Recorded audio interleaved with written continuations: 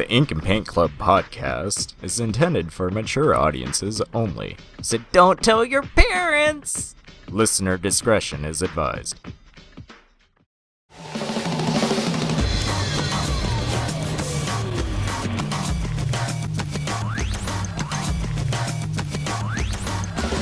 You're listening to the Ink and Paint Club podcast, your weekly home for animation reviews and discussions. Alrighty, everybody. Welcome to the Ink and Paint Club podcast. Alrighty, everybody. I was about to say, don't sound so excited, guys. I am trying to dial it back right now. Yeah, exactly. Welcome to the Ink and Paint Club podcast. I am your host, JD. With me is my best bro and co-host in life, Mr. Kyle. That's a lie, and you know it. It's like a half-truth. That's beautiful. Okay. And Dustin is also back. Oh. Just a grunt. Hi, everybody. Super psyched to be here. Doesn't sound sarcastic at all. As I roll my eyes. Oh, yeah. And hey, Phil is back too. Yes, I'm here. Hi. Yay. Hello. And hey, guess what, everybody? It's like kind of our 100th episode, but not really. I'll break out the champagne. Hosted by Troy McClure. Troy McClure. It'll be a clip. This episode's a clip show. Spliced up the old podcast. It's a clip show of clips never before seen. Remember that time when we got locked? Remember that time when we got locked in that freezer? Yeah, remember the time Dustin shot Mr. Burns, but they used the ending where Kyle did instead? That was a classic. Oh, man. Who could forget? Yeah, but no, it is not a clip show, unfortunately. I know you're all heartbroken over that. But this week, we're going to be talking something that is at least near and dear to my heart. Something that was a big part of my childhood. We're going to just be talking about Kids WB. As I'm sure... WB. Yeah. As any 90s kids probably remember. Coming home from Like if school. you remember 90s kids. Right. Coming home after school and watching stuff, or getting up early on Saturday mornings. Is good stuff. So. Oh yeah, I forgot that Kids WB aired in the afternoon. This whole time I was just remembering the Saturday mornings. I totally forgot. Kids WB also aired on Sunday. I think that's when Freakazoid and Earthworm Jim aired on the Sundays. Oh, I don't remember that. Yeah. They aired those two on Sundays, but everything else was on Saturday. Weird. Interesting. So, yeah. We're all learning things today. Learning and growing. We're gonna just talk about our memories with the programming block and, fondness, and we'll talk about some of the shows. Probably not super in depth, and I'm just gonna let you know we're probably not gonna talk about Pokemon or Yu-Gi-Oh with any great detail because we could probably turn those into their own episodes at some point. Let's just do a 3-hour podcast. I'm down. I ain't got time for that. Me and Dustin did that before, and I had to get spliced. I did. It was more like 4 hours, but... Oh, yeah, it was. I have the perfect way to start off talking about Kids WB. Go for it. We're going to hit all the big points. I remember way back in the day, around when it first started, on the Kids WB website, they had a game you could download where you were the Warner Brothers and sister, and you were in a canoe, and you just kind of went in the canoe around the river. That's my memories of Kids WB. I don't remember that game specifically. I remember they had a game on their website. It was like a weird music maker where you just kind of put in noise samples. That sounds familiar. And I was so sad that I can't find it anymore. It's archived somewhere. I'm sure. The way back machine. The long ago. The long ago. But yeah, I mean, I watched a little bit of Fox Kids, which we'll talk about next week. But Kids WB was like the big thing for me because, you know, we had cable at my dad's house, so obviously I could watch like Cartoon Network and Nickelodeon and stuff. But Kids WB was the one thing I could watch no matter where I was because, you know, it was always on the syndicated channels. And you know how a war zone. It was a war zone back then. You were either a Fox Kids kid or a Kids WB kid, and there was lots of bloodshed. I mean, Fox Kids had its merit. You either like Animaniacs or you don't like Animaniacs. There's no gray area. Excuse me, did Kids WB have Angela Anaconda? Yeah, I didn't think so. There's probably good reason for that. Yeah, I guess that's... Guess that doesn't help Fox Kids' case. Right.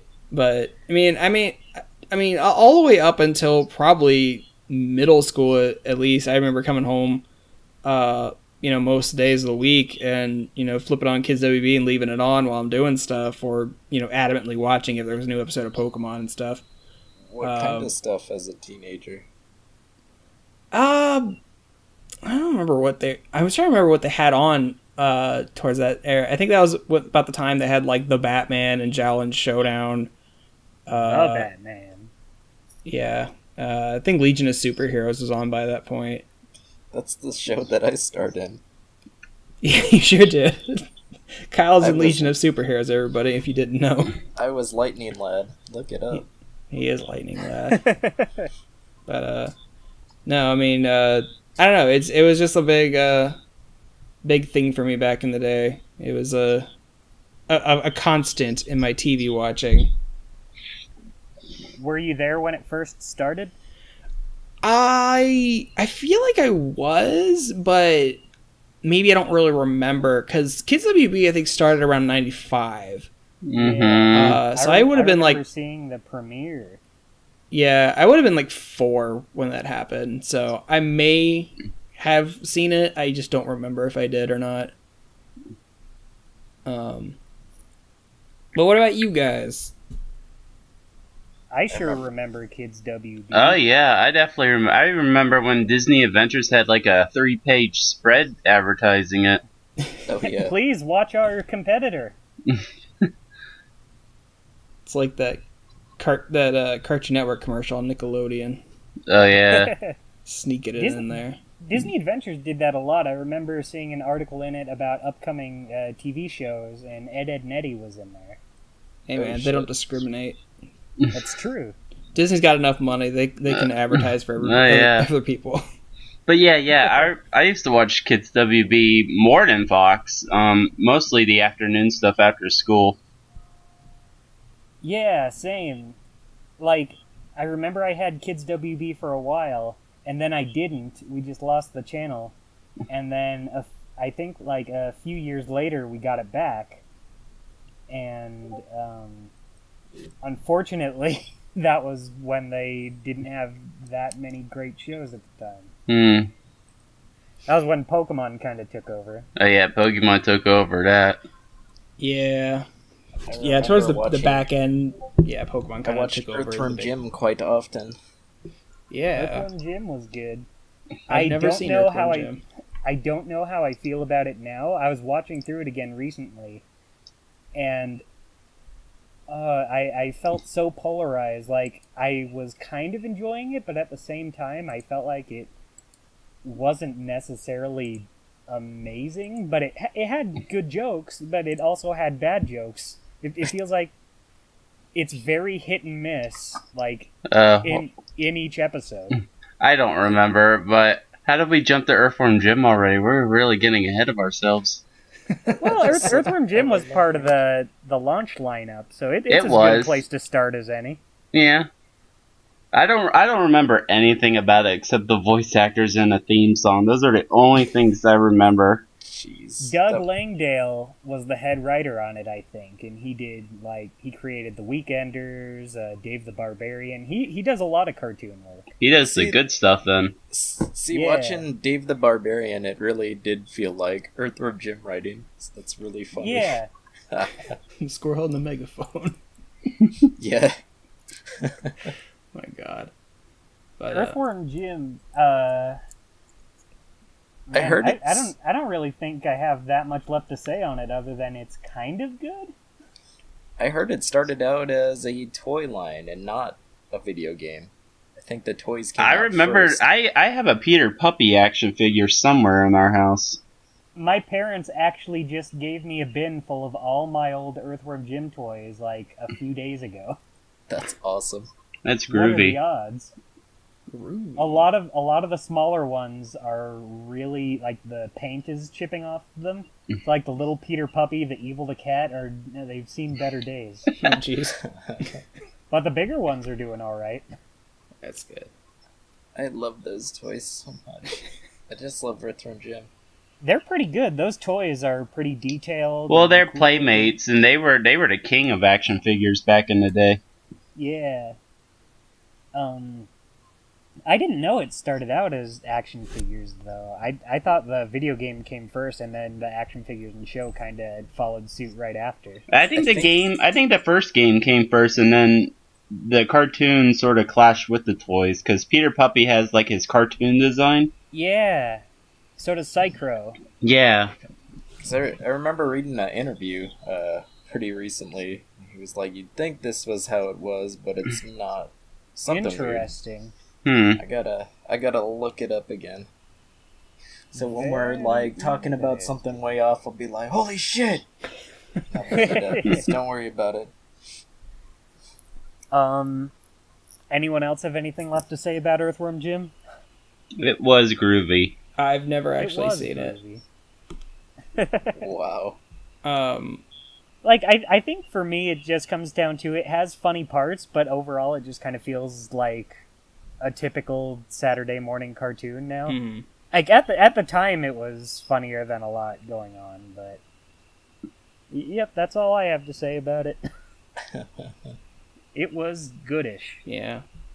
Well, I remember one of the big things, I mean, nothing ever came of it, obviously, but one of the big things I always enjoyed about, tuning in the Kids WB, especially on, like, the weekends or the afternoons, is that they would always run, like, these contests, like, every single week, but, like, we're giving away a trip to space camp, or you can win an N64 and shit.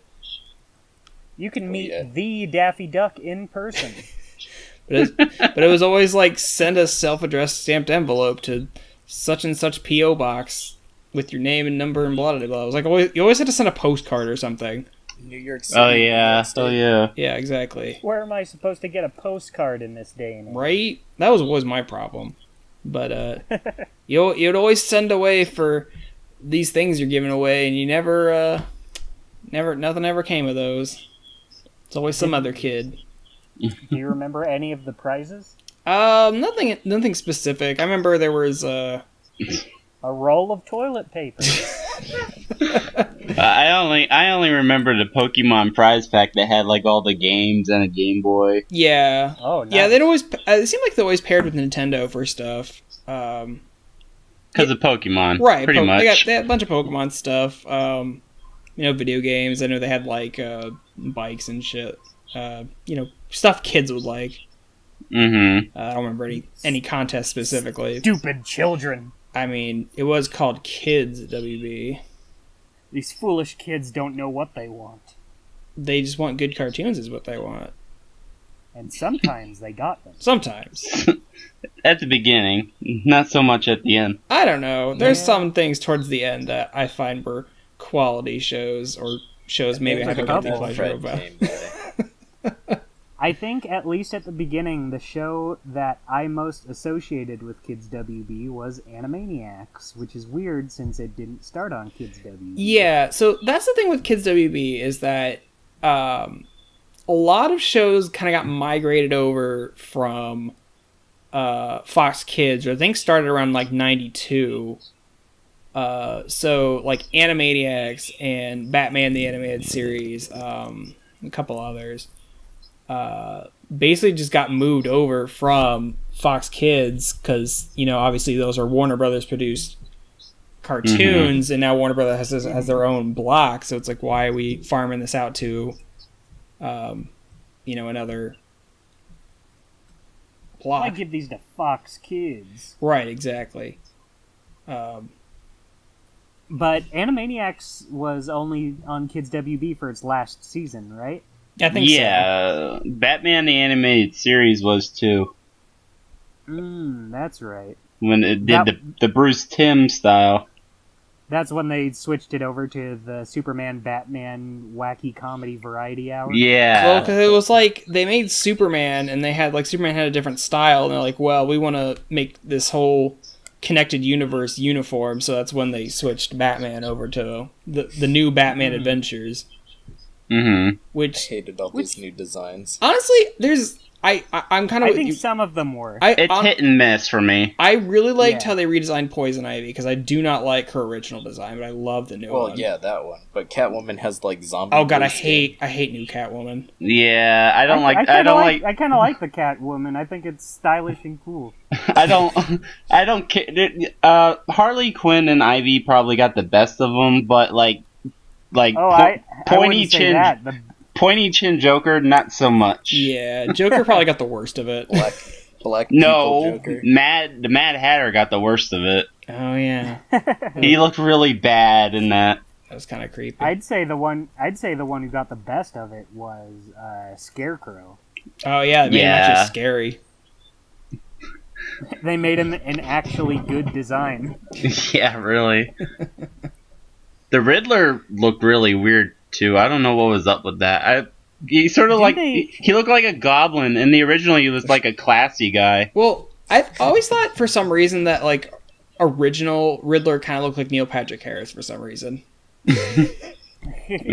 And then, oh yeah, that's right. They even they swapped out the Burton Penguin for the original Penguin, where he's more of a gentleman. Yeah. Yeah. See, that's weird. I don't mind that change. I think it works for where they took the yeah. but, like, Penguin. how do you explain that in universe? Yeah, Penguin can work either way for me.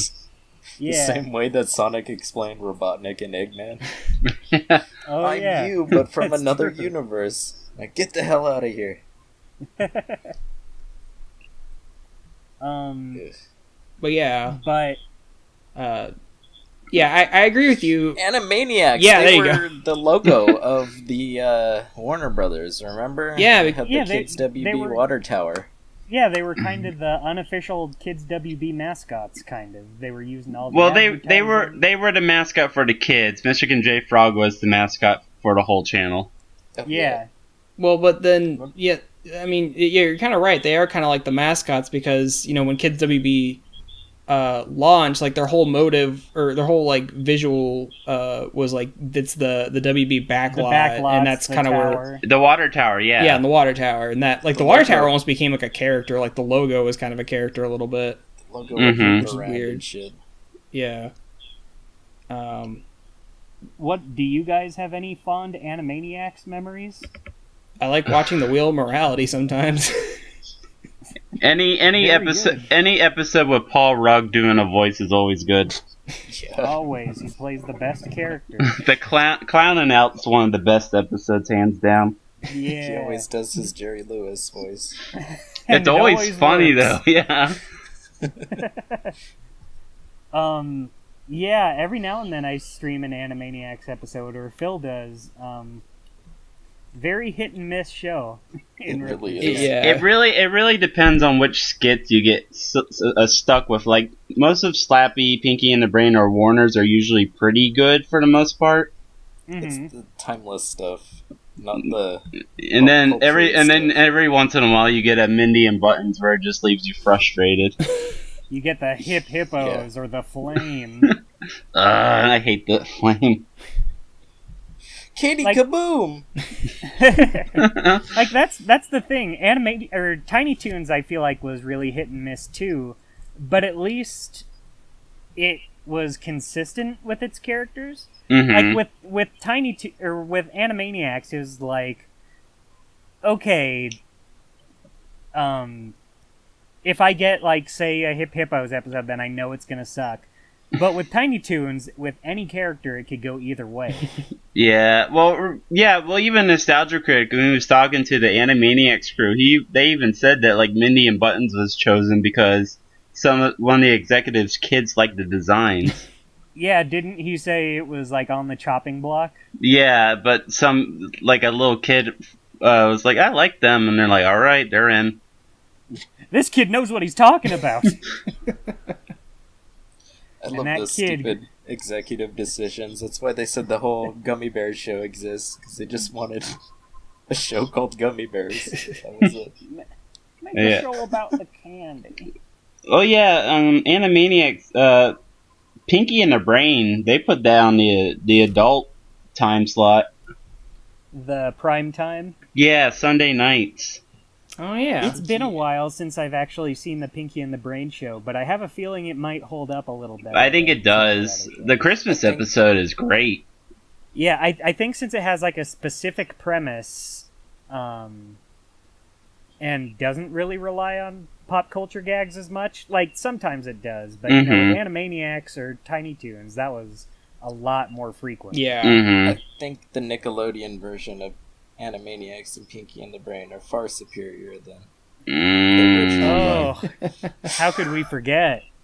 Where they interject the Nick logo into the themes a million times so you remember what channel you're watching. Nickelaney. Oh, fuck. It's very strange. Like, I hope whoever came up with that idea is president of the network. They're going places. oh my god. Every single show will be nothing but the logo flying by. Oh boy. Just have a logo show. Cut out the middleman. Right. But do you guys remember anything about Pinky and the Brain? It's been a long remember time since Elmira came in. oh god. Oh, yeah. How could we forget? Pinky Elmira in the Brain. Really a change for the better, I feel. God. all I really remember about like Pinky and the Brain and Animaniacs is that my dad found it way more funnier than I did. Yeah, my mom was really into Animaniacs, but even recently she was like, it's a little hard to go back to. Right. But I just remember that, like, I always, like, watching that and Rocco, like, he was always laughing at a bunch of stuff, and I feel like there was just a bunch of jokes that I wasn't getting. But obviously, you know, now there probably was, because they're interjecting these, like, very subtle adult jokes that honestly aren't that crass to begin with, but yeah, you can see how they got past the censors, but still. Now, Rocco is a show that still holds up, but that's an episode for a different podcast that already happened. Yeah, I was about to say, they already have... Oh, while on Animaniacs, one thing I want to point out, how good of a soundtrack it has. Oh yeah, because they use a live orchestra for all of it. Yeah, there are so many great songs that came from that show. Yeah, that's one thing I'll say about it. Even if the episodes are pretty hit and miss, the songs usually always hit bullseye. I mean, they've been doing a live show for the last couple of years with the songs. I think that, you know, Rob Paulson and all the voice actors go around and will do a live show with all the doing basically live versions of all the music. Oh, that's cool. Yeah. Can't wait till they fully reveal what the reboot looks like so I can scream how my childhood was ruined. I'm very curious about it because Katie Rice is directing on it, and I'm a huge fan of her work. Yeah, me too. That's cool, but that makes me wonder just what they're doing with the show. I think the designer is the same person who does Bunnicula. Forget their name. Bunnicula and Looney Tunes show. Oh, she's good. She's married to Eric Baza. Oh, was really? shit. I didn't know that. Uh-huh. I met him recently. He's very cool. Yeah, they're married. He's a nice man. Interesting. Me and Kyle both met him. Kyle, back me up on this. We saw him. He let me get my car before him. Yeah, we made fun of someone else's car for having eyelashes on it. He was a super nice guy until the situation called for otherwise. Yeah. But yeah, I mean, Kids WB was like pretty much became the home for all those Spielberg cartoons. Yeah. Because I mean, obviously you had Animaniacs and Pinky and the Brain, and I don't think did Tiny Toons ever actually air on Kids WB, or was that like It Nickelodeon. did, The Plucky Duck show did. It was just Plucky Duck episodes. okay? That's really weird and specific. Right. Yeah. I thought I remembered the actual show airing for a while. They had like the big cartoony whatever, and they just aired like random episodes. Yeah, it was just random stuff like Sylvester and Tweety and stuff like that. That's the thing. That's the thing that they did a lot was they would just like take random episodes from all these shows and stick them together as this big block. Like, I kind of miss stuff like that, like the Acme Hour on Cartoon Network. Mm-hmm. I miss just having like a block of like random cartoons, like not just Looney Tunes, but like also Tex Avery cartoons or Hanna-Barbera just whatever. Toonheads. Oh, I loved me some Toonheads. Yeah, but so you had all those. Speaking of Steven Spielberg's cartoons, we need to talk about the last one he did for kids. Well, no, it wasn't the last one, but it was for WB. It was. It was his masterpiece, for all I'm concerned. Freakazoid definitely holds up. It definitely does. I was rewatching the first season the other day, and the whole Moron episode. That whole episode is nothing but. I was laughing my ass off the whole episode. Because it has the Johnny Quest parody in it, and then there's that long. I really am Mr. Peanut. Let me throw a barrel at it. But yeah, and then it also has like that long spaceship intro, and then all of a sudden Freakazoid appears out of nowhere and goes, "That's Uranus." I think season 1 is good, but I feel like season 2 is where it really started to hit season its stride. 2 is definitely a lot better, but season 1 has a lot of great stuff in it too. Season 1 was very much like they were trying to figure out what they wanted the show to be, but like season 2 they finally got a foothold, and then there was no season 3. Mm-hmm. Well, they decided let's stick with what works. No more Huntsman, no more Lord Bravery, which sucked because those were good too. But they knew which basket to put all their eggs in. Pretty much. Wasn't season 2 where they introduced the main bad guy or something? Which one? Freakazoid never really had a main bad guy except for the low. It was the guy that wanted. No, it was the guy that wanted to have his powers too. Oh, Gutierrez. No, he was still in season 1. That was the first episode they even aired. It was because I guess it aired on Christmas or something, so it went with that. She's like, it was an origin story. He says he's very sad. I mean, Freakazoid is just full of great quotes. Well, I like that they used to fuck around with kids a lot because they're like, "Hey, we're gonna have toys. Here's the toy. It's toyetic." The Freakmobile. Yeah, that never came out. Or they kept saying "Freakazoid" was gonna be a thing, and that never and then she never was. Sergeant Mike Cosgrove is one of my favorite cartoons. I love Ed Asner so much. Who doesn't look? Yeah. Cut that out. I like meat too much. You could get married and still like me. I didn't know that. One of my favorite lines he says, he and Freakazoid are at like a medieval times style restaurant, and he says, I love jousting so much I wish I could marry.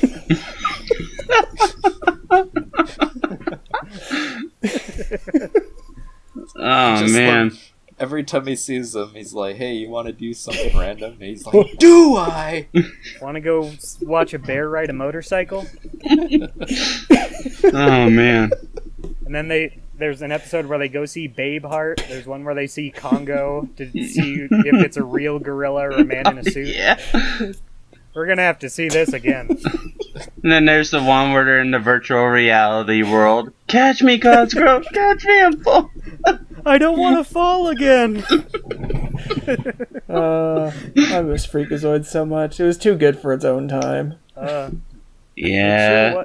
I feel like Cartoon Network. I was about to say, Freakazoid. Yeah, definitely. They even put the main theme on its Cartoon Network medley soundtrack. Nice. Yeah. Kyle, what were you saying? Good for them. So Bruce Timm did the design. He sure did. Yeah. Oh That's yeah, weird that's to the think Creeper. The Creeper was in one of the newer Batman episodes, and that's what his original design looked like. Yeah, wasn't the story behind that Freakazoid ended up not really being what Bruce Timm was going for, and then he made the Creeper as a way to show kind of more what his idea was? Yeah, exactly. Yeah, because it was like he wanted it to be kind of more like a dark comedy or whatever, but they obviously made it more lighthearted. Yeah. I mean, thank God they did. I mean, I'm grateful it turned out the way it did, but... See the sketches of the bad guys, and they look incredible as far as, like... The weird thing is, like, there is one episode, The Lobe, that's what the episode is. It's a really short episode, but, like, Steph's design is definitely Bruce Timm looking in it. Yeah. But he wrote that episode, but, like, you could tell it's him because a lot of the design, how they look, definitely looks like how he would draw them. Yeah. Hey, guys, what about that Candlejack episode? Oh, no, I said it. Now the funny meme is going to take me away. You really think they would give Sinbad another show? So that's the thing, like, I think Freakazoid makes a lot of pop culture references, but I don't think they've aged nearly as bad as, like... I told Dustin that, like, a lot of the pop culture references Freakazoid makes are usually a lot older than us. Yeah. So it sort of works a lot better. They were already timeless when they made them, so... Yeah. Except for a few, like the Congo one, but they write them around jokes that... Right. Mm-hmm. Well, the thing is, like, Congo wasn't really that popular anyway, so their pop culture references are, like, obscure things. Yeah, like in the last episode, how rather than getting a celebrity guest, they got Norm Abrams. See, I'm probably one of the few kids that when that episode aired, I knew who Norm Abrams was, only because my dad watched This Old House. You were probably the only one. It was like, why is that guy from that home renovation show my dad watches on the cartoon now? You're an evil man. Fucking Norm Abrams. And then Brew. What was that guy's name? What was that, Kyle? I forget. It had Tim Curry was a bad guy, and I liked him. Yeah. That was that was the island one, wasn't it? Isle of Dr. Mystico? Yeah, that's it. I don't remember his exact name, but that episode is probably one of the... That might be my favorite episode of the whole series. Just for Tim Curry's performance. Like, it has the buddy system. It has, like, all the villains from the show. It has musical numbers. It has Leonard Maltin. No, my favorite episode is Hero Boy. That's a great one. That one has the Gutierrez blooper reel. Yes, I love that. I love when he's talking about the giant boy in the village. I want cheese, my friends. This episode is being broadcast in Scream-O-Vision. Scream. And then don't forget the episode sponsored by Hugbees. Yeah. Everyone say it. Hugbees. And then it has Jocko. And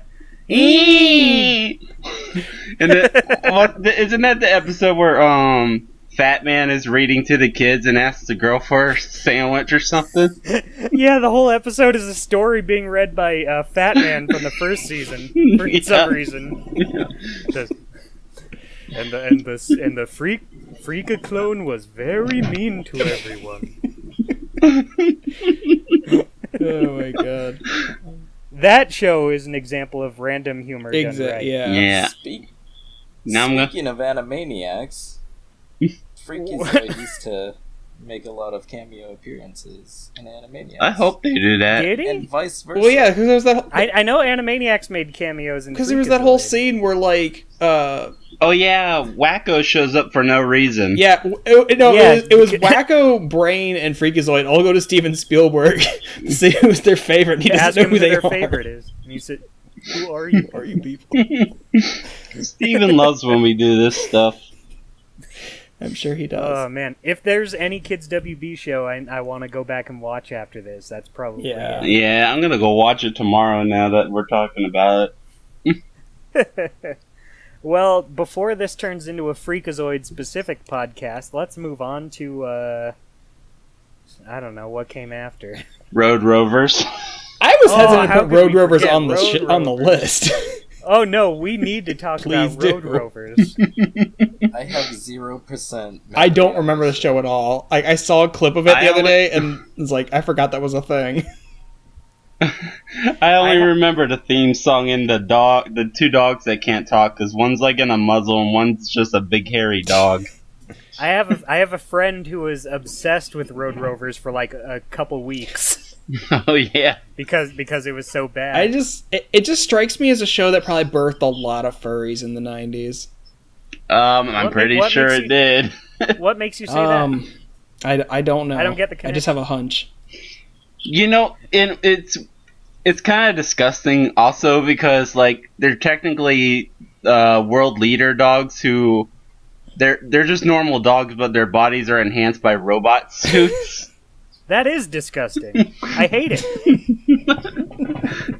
So they're technically not anthropomorphic. They're just dog heads. They're just dog heads and robot bodies. Hey man, if it looks human enough, I mean, I can accept Earthworm Jim a little more than dogs. Coming soon to Cartoon Network, Road Rovers oh Bark. god, there's the reboot we're all dying That would for. actually be an improvement, though.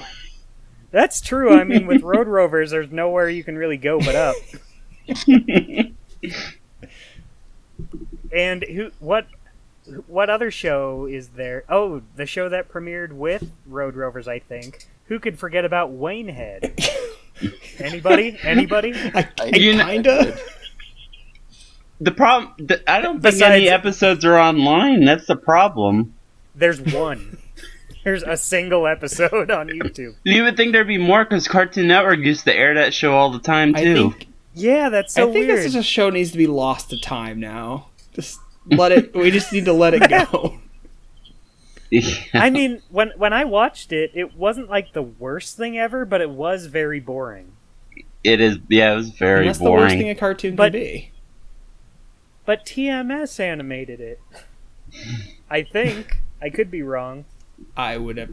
I just remember thinking, why would a great animation studio be on a show like this? Because they were paid? Because money? Yeah. That's true. Why does anyone do anything? That's very true. Money. Let's see, what was after? There's Sylvester and Tweety Mysteries is on the I list. kind of remember this But show. anyone have anything nice to say about it? I never watched it because I was never a fan of Sylvester and Tweety in general. So I was like, a whole series about them sounds really boring. I remember somewhat liking it as a kid. I remember nothing about it, and I have no interest in rewatching it. My whole thing was, as a kid, I just looked at it and like, all right, who at Warner Brothers saw, we're going to take Sylvester, Tweety, and the grandma, and we're going to make them go solve mysteries. Like, whose idea was that? Yeah, like, I don't know. I could see it maybe working. Wasn't it like a half-hour series, or were they 11-minute episodes? It was a half hour, but the thing from what I remember is only Granny did the mysteries. Everything revolving around Sylvester and Tweety was just normal Sylvester and Tweety antics. Right. Yeah, just the usual chase stuff. Yeah, so it sort of didn't matter really. I do gotta give it to them that they used June Foray. That's true. Favorite. And she's been Granny. She was Granny forever until she passed away. Yeah. Rest in peace, June She was Foray. cool. Jim Cummings was in the show as Tasmanian Devil and Yosemite Sam. And Hugo, the Abominable The Snowman. Abominable. He is one of my favorite very minor Looney Tunes characters. And I will love him and pet him. So much for Sylvester and Tweety. I mean, a show I can speak a lot to is, Superman, the animated series, which I think, honestly, be my favorite interpretation of Superman. I mean, I don't know. I just feel it was very true to, what I see as Superman's character is he was very still much that hokey Boy Scout kind of character. And, it introduced a lot of characters that would inevitably end up reappearing in Justice League and kind of set up this whole, DC animated universe that went on for years. I do gotta say, it gave birth to two of my favorite villains that I kind of wish were still voiced. Only one of them is, but which one? Mr. Mixie Pitalik was always the best because it's Gilbert Godfrey. That was inspired casting. Yes, I fucking love that. And then he's in Justice League Action, which makes it better. That's awesome. That's great. And then they have Lobo, who was done by Brad Garrett. help me out here. There we go, Brad Garrett. I love Brad Garrett, and he's the best Lobo. Yeah, and he came back in Justice League too. It's very fitting. But yeah, I never saw much of Superman the animated. I've seen a couple episodes. The only episode I really remember of Superman is the Toy Man episode. I demand more toys. But this toy, his doll face was really fucking creepy. Yeah, Toy Man's kind of creepy. Well, because there's like a whole arc with Toy Man because he builds like this, basically a giant life-size Barbie that like gains sentience and like wants to live its own life, and he's like basically stalking it, trying to get her back, and it's really kind of creepy. I mean, obviously with that creepy face mask he has on, it doesn't help, but. It's good. I mean, the whole dynamic with him and Lex Luthor is really well played. I mean, I really think that Bruce Timm understood like Superman's universe and his character and all of his side characters really well, and obviously that carried over from Batman and carried on into the Justice League. So, I mean, the whole DC animated universe I think was like really well done. So. I mean, that's just another piece. What's weird what's weird to think about? I only just realized this. So Batman has had a ton of reboots, revivals, new animated series. I think this is the only Superman one. There were animated serials way back in the day, like in the 30s. But besides those ones. Yeah, and obviously we're not counting like Super Friends or anything, but like Superman specific, I think you might be right. Yeah. Meanwhile, at the Hall of Justice, the Super Best Friends. But yeah, after Superman the animated series, I mean, he showed up in Justice League, but he's never had a solo series after that. He's always been part of a team or like a Justice League thing, which is kind of sad because Superman has a lot of cool adventures in the animated series. So. It's kind of funny how Batman kind of usurped Superman as DC's golden boy. Yeah, I think a lot of people just kind of identify with Batman more since he's the dark, brooding one. Has a lot more. I think I talked with my sister about this. I always felt like Batman's villains were more memorable to people than some of Superman. Because for Superman, people only remember Lex Luthor, and that's about it. Yeah, that's true. The common person wouldn't be able to name off Superman. Even I probably couldn't name off more than a handful. A lot of people see Superman as like way overpowered and all this kind of stuff, so they don't like him. Like general consensus, people don't like Superman, but they like just kind of boring. Yeah, I could see that. I could see that. They kind of bit off more than they could chew with Superman's powers. But he's just perfect. He's great at everything. Everyone loves him. I think the animated series did a good job with kind of balancing that out, where he's not always like on top. I mean, Lex gets a hand over him sometimes. I mean, I think the only time, at least that I can think of, that where he was like really on top of something is in the Mixie Spitlick episode where he's like constantly tricking him to going away, which I think it's all the ways they find to get Mixie Spitlick to say his own name is really creative. So, but you guys, I think we're forgetting the most important question. What's that? if Superman got in a fight with Fred Flintstone, who would win? Oh, I don't know. Fred Flintstone is kind of indestructible. Hey, while we're on the topic of Superman, let's not forget his classic N64 game. Oh boy. That's kind of the black mark on the animated series. No, it was good. It was really cool. That's one word for it. All these haters are just hating on it for no reason. This flawless I think there's plenty of masterpiece reason game. for it.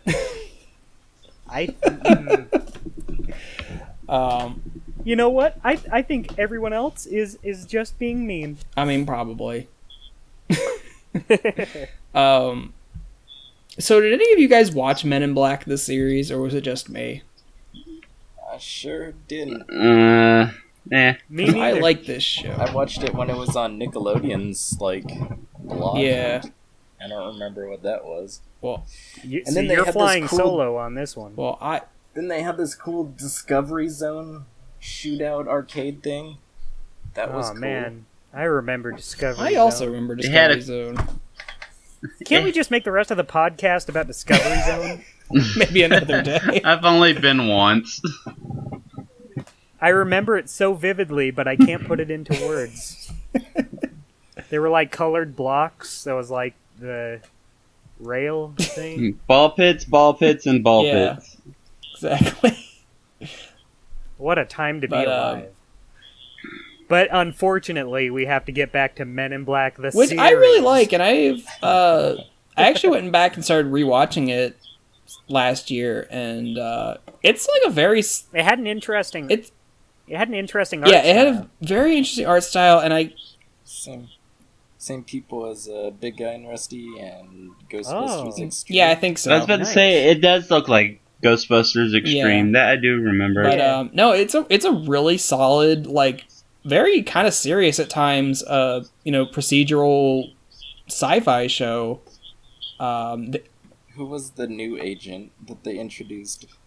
Was it Agent I think so, because it's it's kind of based on the movie, but at the same time not. Based on the comic books. Yeah, it feels very The Marvel comic booky to me. books. But the alien design is really good. I mean, there's a through plot through the series where this ex agent is going around harvesting alien body parts to genetically mutate himself. That pops up every now and then. Yeah, I mean, it's just it's a fun little show. And it feels like it's more serious than something that would have been on Kids WB, because it's not really cracking jokes a lot. I mean, obviously the Will Smith based character is, but a lot of it's just played straight. So, I always thought it was weird how these kind of adult movies got kid shows. Yeah, that is weird. Starship Troopers. Yeah. Evolution. Nightmare I on forgot Elm about Street. Evolution. That did get a cartoon. That There is... Was that movie even successful? I guess enough to make a cartoon. I like that movie, to be honest. I've all I never remember seen is it. they beat the big alien at the end with shampoo. I just know no one really talks about it now, so I wondered, was it Yeah, really a it fell big into hit to get a obscurity, cartoon? but I thought it was good. But that's a different topic. Right. I should just watch remembered- it sometime. Just remembered the Godzilla cartoon, but that was a Fox Yeah, Kids. we'll talk Yeah, about. it's Fox We'll We'll Kids. get get to to that next it. week. We'll get to it. Same art style. I think so. Yeah, Same people. might have been Oh, the same yeah. studio. That sounds right. But Kyle, you wanted me to add this show to the list. So, what is The Legend of Calamity Jane? It's a show I never watched, and I was just being a dick because you didn't put Oh, it on. okay. Okay. Did any of us I've watch never it? seen No. it, but I've seen the art style and it looks kind of nice. But I don't know. Yeah, I'm looking at pictures on Google Images. It actually looks kind of cool. I'd give it a Yeah. shot. It was one of those action Yeah. shows. I thought it was really neat. Had a really cool, strong female lead character. There you go. that You don't see. Cool. Yeah. So let's talk about Hysteria then. Oh, I know that's my one of foray. Yeah. I No, know one of us knows that about that it. was the show I watched as a kid Phil's all the very time adamant about after this school. It does not. First of all, it does not hold up at all. Some part it wasn't that bad. It wasn't that bad, but like the humor is definitely very immature because there's a lot of poop jokes in it because of a big fat baby. Basically, that's the name of the character. He's an egg-shaped baby. The baby do the funny poop. But I mean, it was pretty much their attempt to like mix Animaniacs humor, but also trying to educate kids. So because of the Nations of the World song. Yeah, I mean, of course, like the music's really good. Like if you look up any of the songs, like the Shakespeare song in particular is really great. But like a lot of it, they even tackled some really stuff you wouldn't really expect a kids show to tackle, like World War II. Like they would actually talk about Hitler and the Holocaust. I'm just like, what the fuck? Kids gotta know, man. Yeah, but like some like episodes like that, like they would take a more serious tone. Like they wouldn't like totally make fun of it. They did a fun song about the Holocaust. No, they didn't. No, they didn't. But like they would only mention it. They didn't actually go into detail about it. Like the Underground Railroad, they didn't like go full blown parody into that. They just had a more serious tone with that. But like anything like Julius Caesar or Shakespeare, they would like make fun of it to full extreme because haha, who doesn't know this stuff? Yeah. I mean, they even had a whole song about Julius Caesar getting killed. Wow. Yeah, and I think he's supposed to be like Frank Sinatra, so he's like this crooner singing about how they stabbed him in the back. Okay. That's how he was in real life. Yeah. But it also had like for a Warner Brothers show, it had like a wide variety of voice actors rather than the standard. Like you still had Rob Paulson and Tress MacNeille, but like they had Cree Summer, Billy West, Lorraine Newman, pretty much everybody, and then some. All the well-known actors. Yeah, and then Tom Ruegger stuck all three of his kids in there. There you go. Yeah. But it was okay. It's definitely very hit and miss. You know, I like mean, when you streamed it, it wasn't that bad. I kind of liked it. It's cheesy. It's definitely very cheesy. There's some characters that you're just like, oh, go away. But there's some really good characters. Like there's this one girl character I always like called Charity Bazaar because she is so depressing. Like like anytime she shows up, all she complains about is how she hates herself or something like that. Classic. Funny kid with low self-esteem. She has very low self-esteem. Yeah. But other than that, it's basically just same characters, same jokes every time. Like, you know, it's just an ongoing joke with the same characters. It's like, okay, we had enough of them. It was kind of like an ensemble show where they had specific characters that characters that played different roles in each episode. Yeah, pretty much. They would even like actors. Pretty much. They would like recycle some of the designs a bit around. It's like, okay, now they're this character. We gotta use Big Fat Baby. How could we not? How could you not? Such comedy gold. I will give Histeria credit. There is one when they do a Big Fat Baby skit, they usually open up with an opening intro that is like the Roadrunner show, complete with a theme, with the theme song redone for the character. Yeah, I remember that. Yeah, so that's kind of cool that they actually reference that. Who did it better? Did Time Squad do it better, or did Time Squad is way better than Histeria. Like it's not even in the same league. Yeah, it's not even a contest. But yeah, I just used to watch it a lot as a kid, so that's enough about that. And you too can own Histeria on DVD for the low price of $49.99. Oh boy. Nah, I'll stick to Kim Cartoon, thanks. Don't tell people that, you'll get us in trouble. No. Bleep that out. Bleep that out. We watch cartoons for real that we pay for is what we mean. That's totally what I do. So, what's next on the list? So, I say while having the list open for Well, me I to mean, see. do you guys, if you don't mind going back to superheroes for a hot sec here, I guess we can make the time. how do you guys feel about Batman Beyond, if you watched it at all? It alright. I like the Return of the Joker movie. That was about it. That was a good movie. Yeah, I never really saw much of Batman. I kind of like the idea. My brother really liked the show because he's a really big Batman fan, but I do kind of agree that, what is his name? Terry jobs a lot. That's one thing I don't like. He what? It's a term where he gets beat the shit out of almost every episode. Well, he's training to be I guess Batman. that's- He's not like... He's Yeah, not a very but good he- Batman. He's not a good He becomes a good Batman. It's his journey. I guess. I honestly didn't watch too much of this. As a kid, I've seen a few episodes now that I'm adult, but like you guys were saying, that the Return of the Joker movie they made was really good. It was kind of a nice way to kind of bridge between this and the old Batman animated series.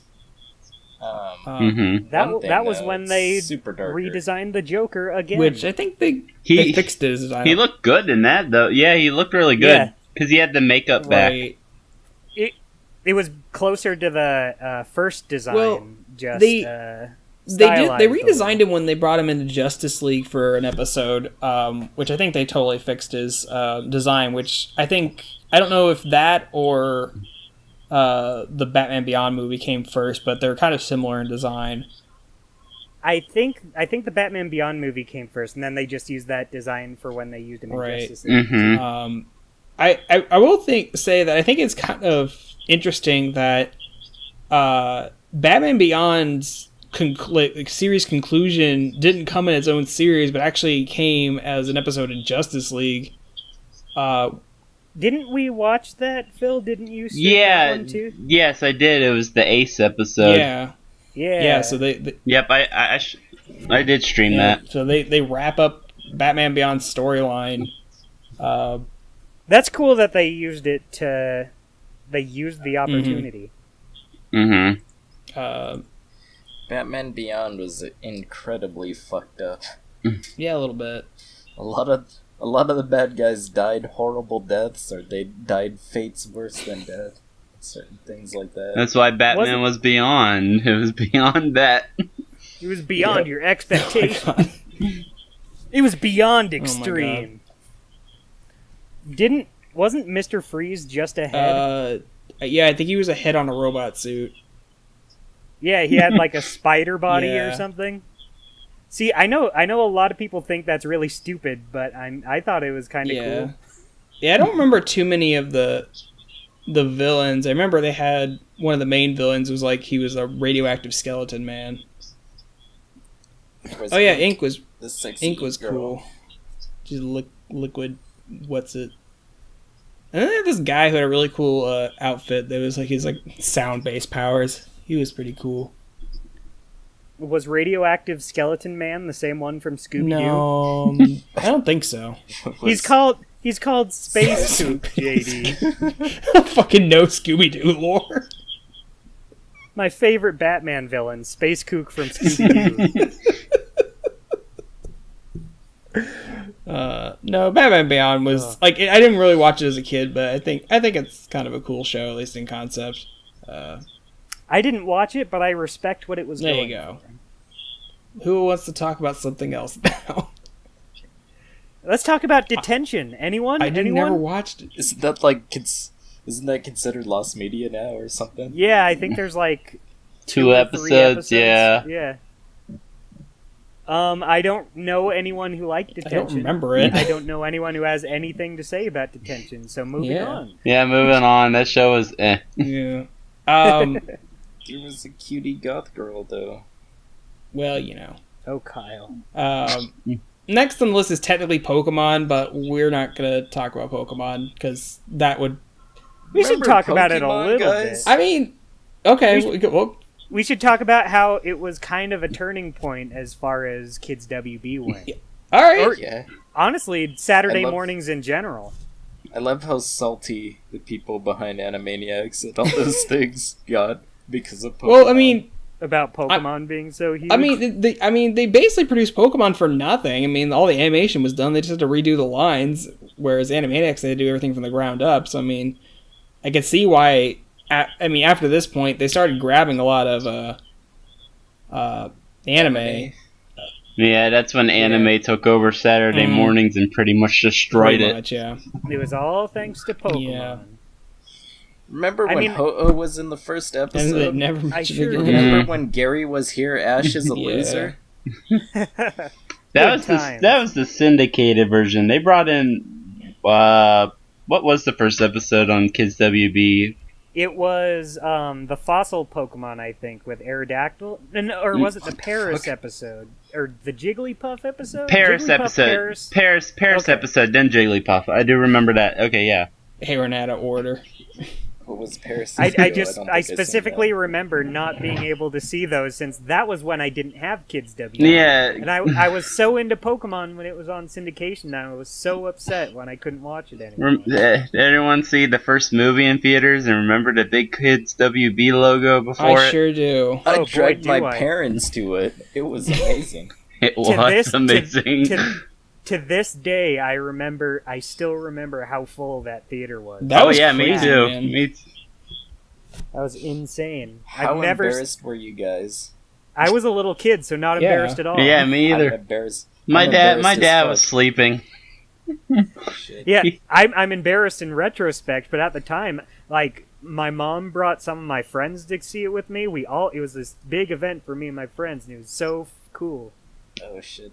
No, I was so embarrassed when the short came on. Oh, Literally yeah. No dialogue was exchanged except characters' names and Meow. I liked That it as a sucked. kid just because I was like, oh, look at these new Pokemon. There's Snubble, there's Meryl. Oh, so cool. it's Donphan. Donphan's Donphan's awesome. rad, He's still man. one of my favorites. That guy at the beginning of the movie But, is okay, cheating. okay. He throws out a bunch of Pokemon at once. He does. That's Triple not how you battles do weren't a Pokemon thing yet. battles. Anyway, Wait until Pokemon Ruby and Sapphire There you comes go. out. Asshole. yeah. Jeez. But But yeah, we can talk more about Pokemon on a different Pokemon was a good show We- up until I stopped watching it. but now we need to get to the big hit. We said Pokemon kind of started the anime Yeah. boom. This is what really brought it into the mainstream. Cardcaptors. I liked Cardcaptors.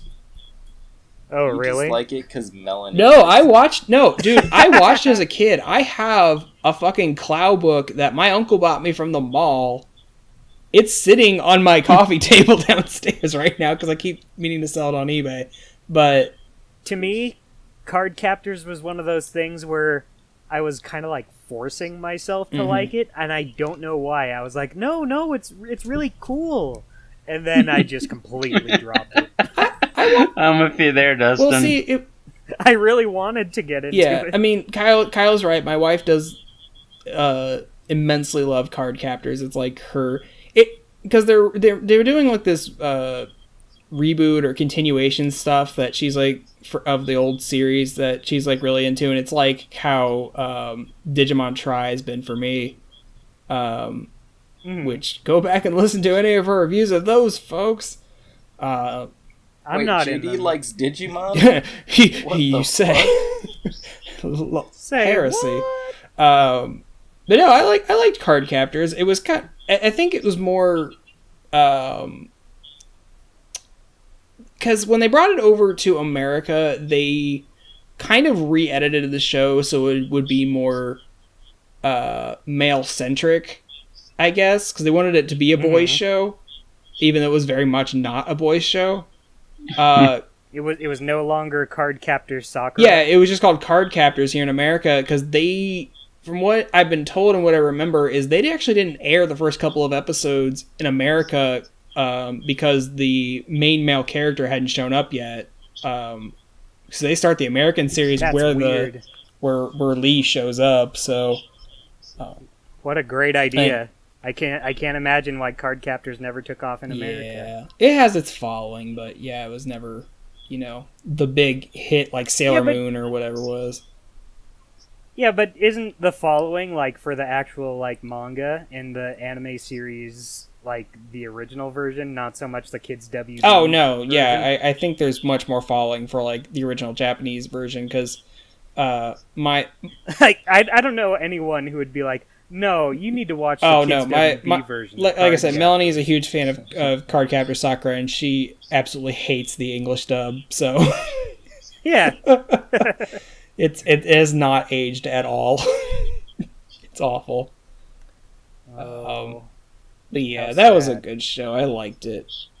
Of course, there are a few shows in the late 90s, early 2000s I think were more supposed to be for girls, and I ended up watching them, so... Like Braceface, yeah. Dustin, you're making me unironically like Braceface, and I hate you for it. We gotta do the big Braceface For episode. God's sake. I am Maybe all for it. someday. That's like one of my favorite shows I to know hate. it is. You keep showing it. Every single... I want to do like a big Braceface marathon on stream sometime. Like just start from the beginning and watch every You gotta episode. watch the boob episode. We already did like twice. It's just every time you stream cartoons, someone's Can't gotta watch ask it for again. it. It's the running joke. That's all Oh, anybody man. remembers. And the gay episode. Remember Celine Oh my Dion? god. That I love that episode. They're not subtle about it at all. Oh, but Braceface wasn't on Kids WB, you guys. It sure wasn't. As much as I'd love to keep talking about Braceface, we have to talk about Generation O. What instead. was this show? I've never seen it.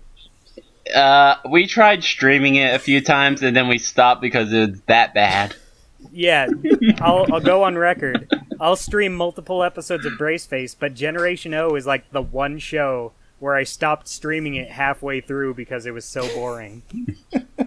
It was always the show on before Pokemon that you just had to sit through. I until think Pokemon it came started. from Canada too, because a lot of the voice actors are Canadian. That makes sense. Hey Canada, thanks for Canada that. gives a lot of things.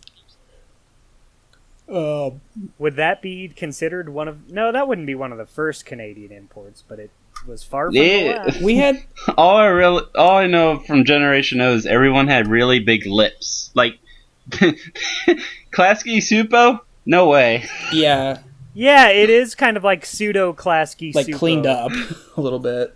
Yeah. It's like if you mixed Klasky Supo with the Far Side. Yeah, kind of. Mhm.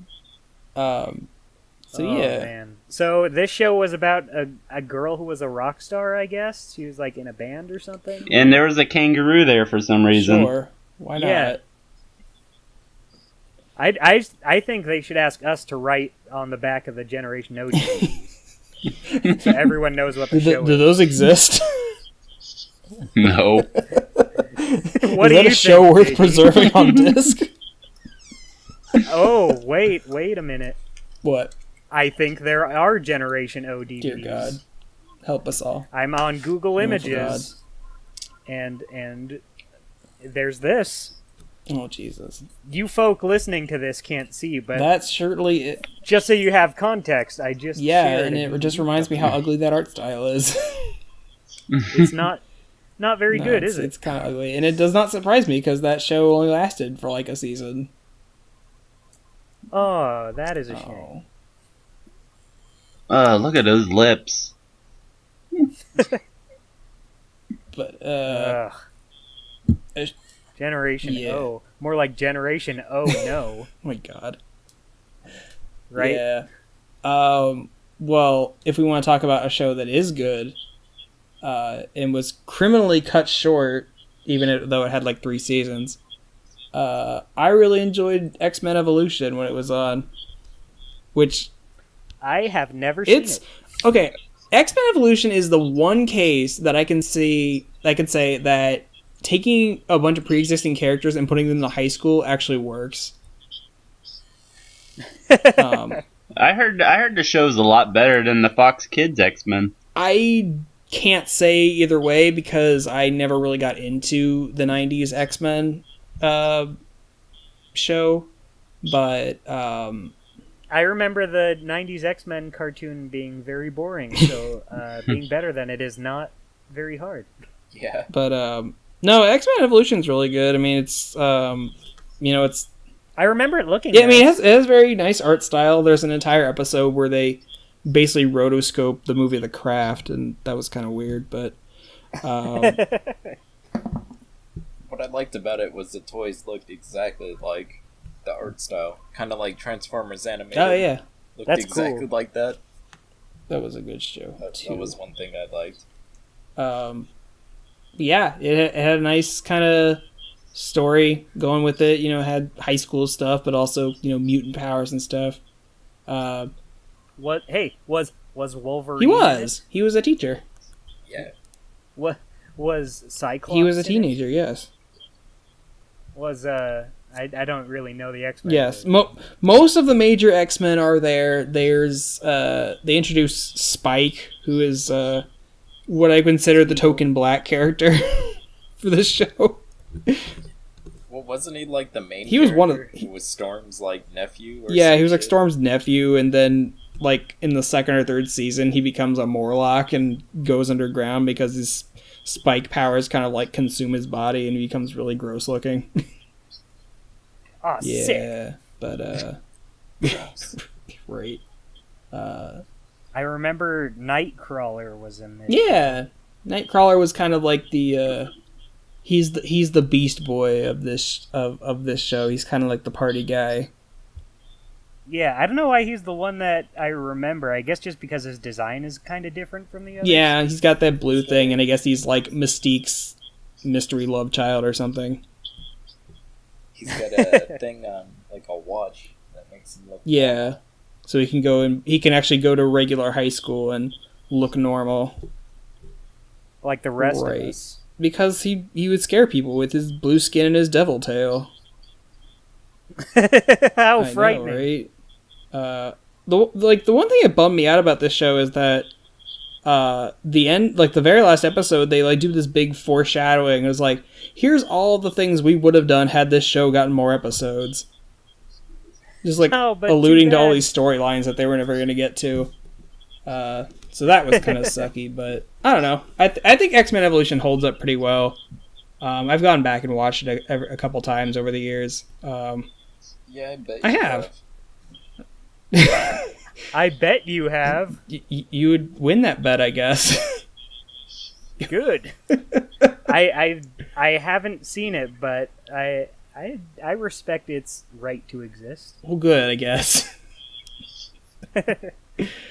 So yeah, good times, everybody. How about that Static Shock? I fucking love Static Shock for one. Remember when there was a gun? There was an episode about gun violence, The gun.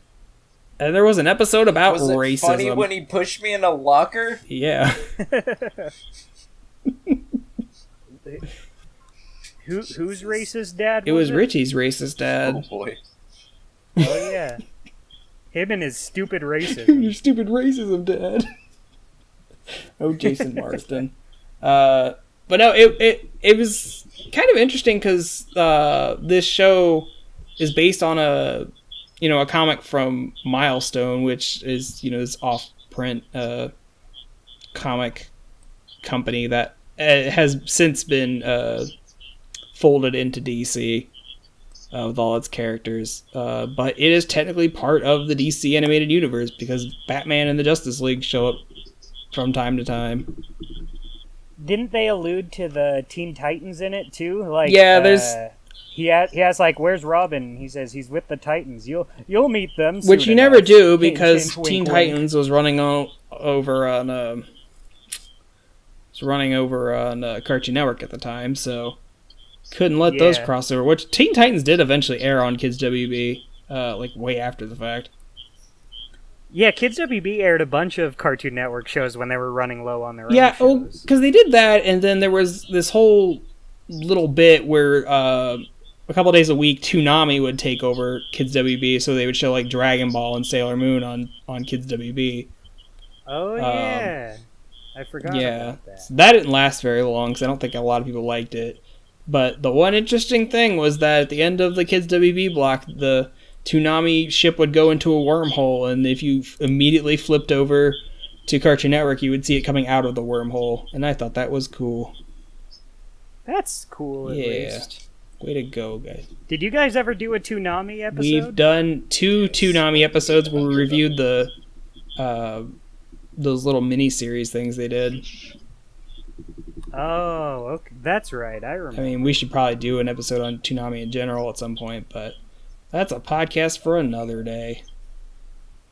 It sure is. No, I like Static Shock. I think it was good representation, I guess. It had a lot of fun The only episode I've seen... It had a lot of fun characters. The only episode I've ever seen is the one that Phil streamed. Which one was that? It was the Christmas episode with the girl. Oh, yeah. The homeless girl. Hendon Walsh. Yeah, I remember that. The Frozen girl. She sang Let It Go. Oh, my God. You stop that. I don't know. It was kind of just an interesting, different perspective. It was like DC having their own kind of Spider-Man-esque show where it's like a teenager superhero kind of learning to deal with their new powers and making the grade in high school. Yeah. I liked it. I watched the whole thing. Yeah, I only saw that one episode, but I've heard good things And then there's an episode where athletes get superpower suits and they become the Hoop Squad. I think Shaq is one of them. Oh. Who could forget that class? What, the Monstars? No, it's like actual, like, fucking... What a crossover. I know, right? It turns out Space Jam 2 was an episode of Static Shock the whole time. Exactly. That's exactly what it was. I don't know how well Static Shock is held up over the years, especially with like their very obvious these are our PSA episodes. Yeah. Like, yeah, there's an episode where Virgil does not like get into his superhero outfit. I think he does it once in the whole episode, but it's about a kid bringing a gun to school. And it's taken very seriously, but it's very... And isn't the kid voiced by Richard Horvitz? I don't remember. Yes, he is. Yes, he is. Yeah. I remember. I can hear the voice now. Yeah. That makes it a little hard to take seriously. Yeah. I mean, it was nice that they were like tackling these like real world, subjects that, were a big deal around that time and still kind of are, especially. Yeah. I mean, it was no Braceface. That's true. I wouldn't consider Braceface taking these topics wholly seriously. Oh, come on. I love the episode where Static Shock dealt with underage drinking. Yeah. Hey, Braceface had a racist grandpa episode. Oh yeah, they did. Theirs wasn't as black and white as theirs is. Don't forget the episode where Sharon was an electric-themed superhero. Oh boy. The crossover and nobody knew what they wanted. Oh man, the Braceface cinematic universe. That has a nice ring to it. I don't even want to think about that. We'll get there. We'll get there sooner or later. But first, let's talk about Jackie Chan Adventures. This one was a pretty high profile. Yeah, this is like one of those few shows that where it's like a celebrity getting his own cartoon and it like actually being pretty good. It lasted a while. It did. Too. This lasted forever. It lasted for 5 years. Like, I mean, it kind of waned after a while. Like the last 2 seasons are kind of but the first 3 seasons are pretty solid. It's the world. I remember some of the show. I mostly remember the end segments where it's live action Jackie Chan. He goes off topic. Jackie. He never talks about the question. Like he vaguely answers the question and then goes off on. Well, English isn't his relates to strong the suit, question. guys. It's not his first language. That's true. That's true. It gave the world our favorite catchphrase. Jackie! I don't want no trouble. No. I remember for a while I was really into this show, but I couldn't tell you anything about what happened. Jackie Chan was an archaeologist because he wanted to be Indiana Jones, and He gets into wacky hijinks with magic talismans and dragons and shit. It's Inspector Gadget, but with Jackie Chan, because he has a niece with him. He does. He has a young spunky niece who's kind of sassy, and all. And there's Uncle and Toru. Uncle. Well, Toru was a bad guy for the first season, and then he switches and then sides. He joined them. I remember thinking that was cool. I like character development like that. Oh yeah, and didn't they make like the main villain of the first season like a joke in the second season? I think so. Yeah, it's been so long. Or something like, because he got replaced by a lizard man or something. Because in the first season, the main bad guy was trying to collect these talismans so that he could plug it into this dragon statue to release the demon dragon. But that's right. In the second season, the dragon gets released and releases all of his demon brethren from the demon world, and there's that whole mini arc. Which that's the thing with season 2 is that the way Kids WB aired it was that they aired the entire arc with them recapturing all the demons. That was supposed to be like more spread out over the season, so you get like half a season of filler. Kind of like Teen Titans, where there was like a season arc, but it was spread out between filler episodes. The thing with Teen Titans is like they had season arcs, but they were only relegated to like 3 episodes. There's like one at the beginning, one in the middle, and then one at the end. Like a 2-parter at the end. Yeah. But it was kind of like that, where they weren't all together. Right. It wasn't like one big continuing story. Just thinking of him screaming "Bad Day" Bad day, over bad and day, over. bad day. That's my other favorite catchphrase. I remember liking Jackie Chan Adventures art style. Yeah, the artist's name, the character's name is Jeff Masuda, and he did the Batman too. So I really dig his art style. Oh, interesting. I mean, I wouldn't say it's like a favorite art style, but I think it looks good. It looks cool. It's a nice. I like show. it. It's interesting, and I like. Maybe I should go back and watch. I think the first couple of seasons are pretty solid. I think they're definitely hold up pretty well. And I think one of the things I really like about this show, looking back on it, is that it's a celebrity show that really doesn't paint the celebrity as like this big hero and stuff. Like Jackie Chan in the show is kind of a pacifist for most of it. Doesn't even voice his he doesn't voice his own. Like Mike Tyson. Yeah. He doesn't want any trouble. Yeah, he tries to de-escalate any situation without having to actually like fight anybody. But obviously he's Jackie Chan, so he has to do like flips and shit. So he also does his own stunts in the show. It's all motion capture. Yeah. Did you guys know that they brought it back? Did they? No, but they brought back a show called Jackie Chan Adventures. Did they? Oh yeah, that's that really awful Chinese show where it's like superpowers or some dumb shit like that. Yeah, it's right? all CGI. It has no relation to the original show. Is it Jackie Chan endorsed though? Yeah. That's very strange. No, it's cool. Okay. I'm joking. right. It's not cool. I never saw it, but I know everyone was pissed off when they revealed it. It's a down-to-earth show with magic powers and swarming with giant robots. Yeah. I don't know about giant robots, but no, I think there are robots. I don't remember. I just remember a bunch of demon stuff. Well, I mean the reboot. Oh, the reboot. Yeah, I don't know. We're talking about two different things. I don't know what we're talking about. It's It's almost 3:00 in the morning here. It's Jackie Chan. Jackie Chan. He's the man. He is. Yeah.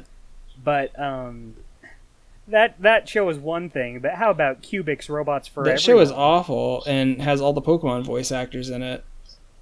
It was back in the day when 4 kids would just dub anything they could get they their had hands like on. 4 or 5 voice actors and they voiced everything. Didn't we watched an episode of Cubix not too long ago, and it's all kinds of awful. It sure was. I don't know if it was awful in a funny way. No, it's just awful in an awful way. Because I remember, I'm pretty sure Burger King is the one that sent it to me, but I got this VHS in the mail for whatever reason. but it was like a preview. It wasn't even an episode. It was like a preview reel of Cubix, and it's like this brand new show coming to Kids WB. It's gonna be this next big thing, and like just even seeing that is like, this show looks awful. See if Burger King ever sends you any videos again. Not after that. I don't think they make VHSs anymore, but it's just strange because it's like a CG show from, I think, South Korea. It is. So like the art style is kind of strange and it doesn't dub well. It was trying to be like a CGI anime. It definitely suffers from that early CGI on TV phase. Yeah. What are you talking about? I love butt ugly Martians. We don't talk about that on this show. That's right. That's for a different episode. Why blow our load now? But yeah, Cubix was not a good show, and it does not. It didn't age well when it was on. Here's a joke. Cubix, robots for nobody. Yeah, that's not even a joke. That's probably accurate, honestly. I'm very funny. Everybody. I know they're really trying to push toys for this show. They had toys, they had video games, they had the whole shebang. Yeah, they really wanted it to be a thing, and it really wasn't. And it wasn't. If I remember right, they only aired it at like 5 a.m. where no one could even watch it. They aired it during on Saturday mornings. Yeah. Did they? I must have only caught it when it was relegated. Yeah, like, when it was first on, they were real. Maybe this isn't. Go ahead. Like, I guess I only caught it after they realized maybe this isn't going to be the next Pokemon. Yeah, I remember when they first started it, they really were pushing it to be a thing. Yeah, God bless him. And the for main trying. bad guy was the same guy who voiced Meowth, and it was very obvious. Same guy. Same guy. Same show. This is opening a whole other kettle of fish. Yeah, 4Kids dubbing cast. Before things get any more awkward, let's move on to Yu-Gi-Oh. I liked Yu-Gi-Oh for a long time, and I played the card game well into high school because I'm a nerd. I couldn't get into it I myself. love this show. I don't know, like, Pokemon really got me into, like, you know, the video games and collecting cards and stuff. Yu-Gi-Oh was, like, really sucked me in. Like, I fell for it. It's funny, you were saying Burger King gave you a video for Cubix. I actually got a video from Toys R Us for Yu-Gi-Oh! Saying, oh, it's going to be so cool. There's like this TV show, there's this card game. Oh, you're going to hey, if you love Pokemon, you'll love this. Yeah, pretty much. And I was like, okay. You guys are just reminding me of the VHS tape I got from Nintendo Power of Pokemon coming out. Ash's teacher. Oh god, the live action one where they're interviewing the live actors. Yeah. Now is that canon to Pokemon? Misty's cousin. Of course. We need to watch that. I always thought the original commercial for Pokemon was super fun. Oh, where they gotcha. Where they put it in they cram into a box. Hey, little buddy, need a ride? Exactly that one. They had that on the Pokemon VHS tapes. Yes, that's what I remember. Along with previews for Ranma 1/2, which I'm sure was good for the kid audience watching Pokemon. Oh yeah, the boy who turns into. But anyway, a girl. back to You Gotta Go. Oh no, Yu-Gi-Oh is very. That's Chucky Finster's favorite card game. But yeah, Yu-Gi-Oh is not a show you need to take seriously at all. It is very dumb, and it's very. A bunch of characters yelling and just made up. What? Or what? Are the rules just made up? That's for the first season they were. You activated. Well, because I think I was reading somewhere that the original creator of the manga basically made up the card game like in this one-off chapter in the first series, and then they decided they were going to make the card game the main focus of the series, and they're like, well shit, we gotta make rules for this, which they didn't implement. We gotta make this a card game that makes sense. And that's what... Isn't the Yu-Gi-Oh movie like the lowest rated animated movie on IMDb? I don't know. That I don't think it is anymore. I just looked it up. It's a 4.7 out of 10. The Yu-Gi-Oh Yeah, movie is can't just be very much more of the anime, and I gotta say, I saw that movie twice in theaters because I was trying to get the cards. I Didn't never. they like recently re-release Yeah, it they put it back in theaters for like the 10th anniversary a couple weeks ago. That cinematic. I'm I'm actually mad that I didn't go see it. Don't worry, I'm sure no one else. Well, did no, either. I wanted to go simply for the fact that I still have my ticket for the original Yu-Gi-Oh movie in a binder here because I collect that kind of stuff. Oh. I just wanted to be able to put them side by side, like, look, I'm a huge nerd. I mean, you could just go to the bathroom and look in the mirror. Thanks. And Thanks. say that to yourself. You're a good friend. Friends are honest with each Yeah, other. but I definitely get more enjoyment these days of watching people make fun of Yu-Gi-Oh on YouTube. I've still got some of my cards in a box somewhere, but I don't play the card game anymore. I stopped somewhere during high school where it's like, I'm wasting a lot of money on this. The only one I know is Blue Eyes White He's the Dragon. Blue Eyes White Dragon, man. He's the best card. And there's the little furry guy with It's eyeballs. Karibo. Shway. Suizo. That's Monster Rancher. We're going to talk about that next week. Oh, I can't wait. Monster Rancher is all kinds of awful and kind of amazing, but we'll save that. I liked it at the Yeah, time. exactly. I watched it the other day. It's awful. Anyway, Hey, save that commentary. Yeah. Don't give it all I away know. now. I don't know a damn thing about Yu-Gi-Oh, but I like the Toon World. Yeah, the Toon World card. I had a Toon World deck. I had Toon Link and Smash Brothers. There you go. Hey, I have that card. Yeah, Dark Magician. Dark girl. Magician. He's like the I best rip- one. I ripped that out of a Shonen Jump at a Borders. Oh man. Shonen Jump. I have like a year's worth of Shonen Jump magazines in a box. Like the If I had known that, I would have asked you for one before I ordered one off eBay. I've got Just like for- the entirety of like 2005 in a box somewhere. Oh jeez. But anyway, yeah, Yu-Gi-Oh was a fun show, and it was, I don't know, I made a lot of friends because I watched that show and, played the card game. We had a bunch of us that would sit around at lunch and play the card game in middle school. So Are you guys still friends? I don't know any of those people anymore.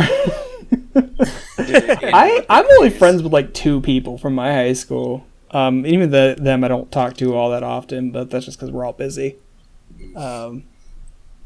It happens. I'm sorry, people, if you're listening. So- I guess this is growing up. Yeah. Blink-182 set had So- it right. Did any of you guys see the Zeta project? I sure didn't, but I know it was part of like Batman. Yeah, it was like a Beyond. Batman Beyond spin-off of like a character for that show, and I didn't realize that until years later because I didn't watch Batman Beyond enough to know that. Interesting. I didn't know. Yeah. Either. And I don't know anything about the show, so I have nothing to say on it. I only know that Diedrich Beta is in it. Yeah, Oh, he's always good. Yeah. he was an android dude, and he would wear like a human suit. And sometimes he'd be an android. And then there was a dog. Sometimes he was a Sometimes my dog. dog would bark. Yeah, Classic episode. love that one. Did anyone actually watch Ozzy and Drix? God. I sure No. I saw a couple episodes of it. I hate the art Yeah, style. it's not good. I mean, I like Osmosis Jones in kind of an ironic way. Yeah. But it did not adapt well into television. I just hate that cheap, like the shading on that Yeah. show. There's multiple shows that have that sort of look with the really soft shading, and it just looks so cheap and Mhm. ugly. And I'm sorry to anyone who worked on it, but it wasn't very good looking. I just hate that it's like, hey, it's these characters that you remember from a movie, but they're in someone else's body for some reason. Well, yeah, because you couldn't pay Bill Murray for his likeness forever. But it's like I know. Bill Murray's character actually was in the Yeah, first because he episode. sneezes and then his gross breath crap goes into the kid, and that's why they're in the kid now. Germs, kids. Asshole. That's all I remember about the show. Is it was Well, speaking of a show I'd have no transition to go into. Speaking of a completely unrelated Yeah, show. let's talk about Mucho Lucha, guys. Speaking of Mucho the Fairley Lucha. Brothers, How do you guys feel about Mucho? I love it in like the worst way. It's so dumb, but Do you think that would be good stream material? it might be. sometime? It's really dumb, but like in the best way. so I have a connection. Do you now? Oh, really? Do tell. That's how Donut Assault started. Oh yeah, because it's like honor, family, and donuts. They had a character creator on CartoonNetwork.com or WB.com or some shit like that. That's how I made That's him. awesome. Wow. But That's all that it has to do with it. You owe your series, your original character, to Mucho Lucha. To Carlos Alzaraki. I don't know. I haven't watched Mucho Lucha in a long time, but I know Jorge Gutierrez He worked sure on did. it, and I love his Yeah, stuff. Jorge's a good dude.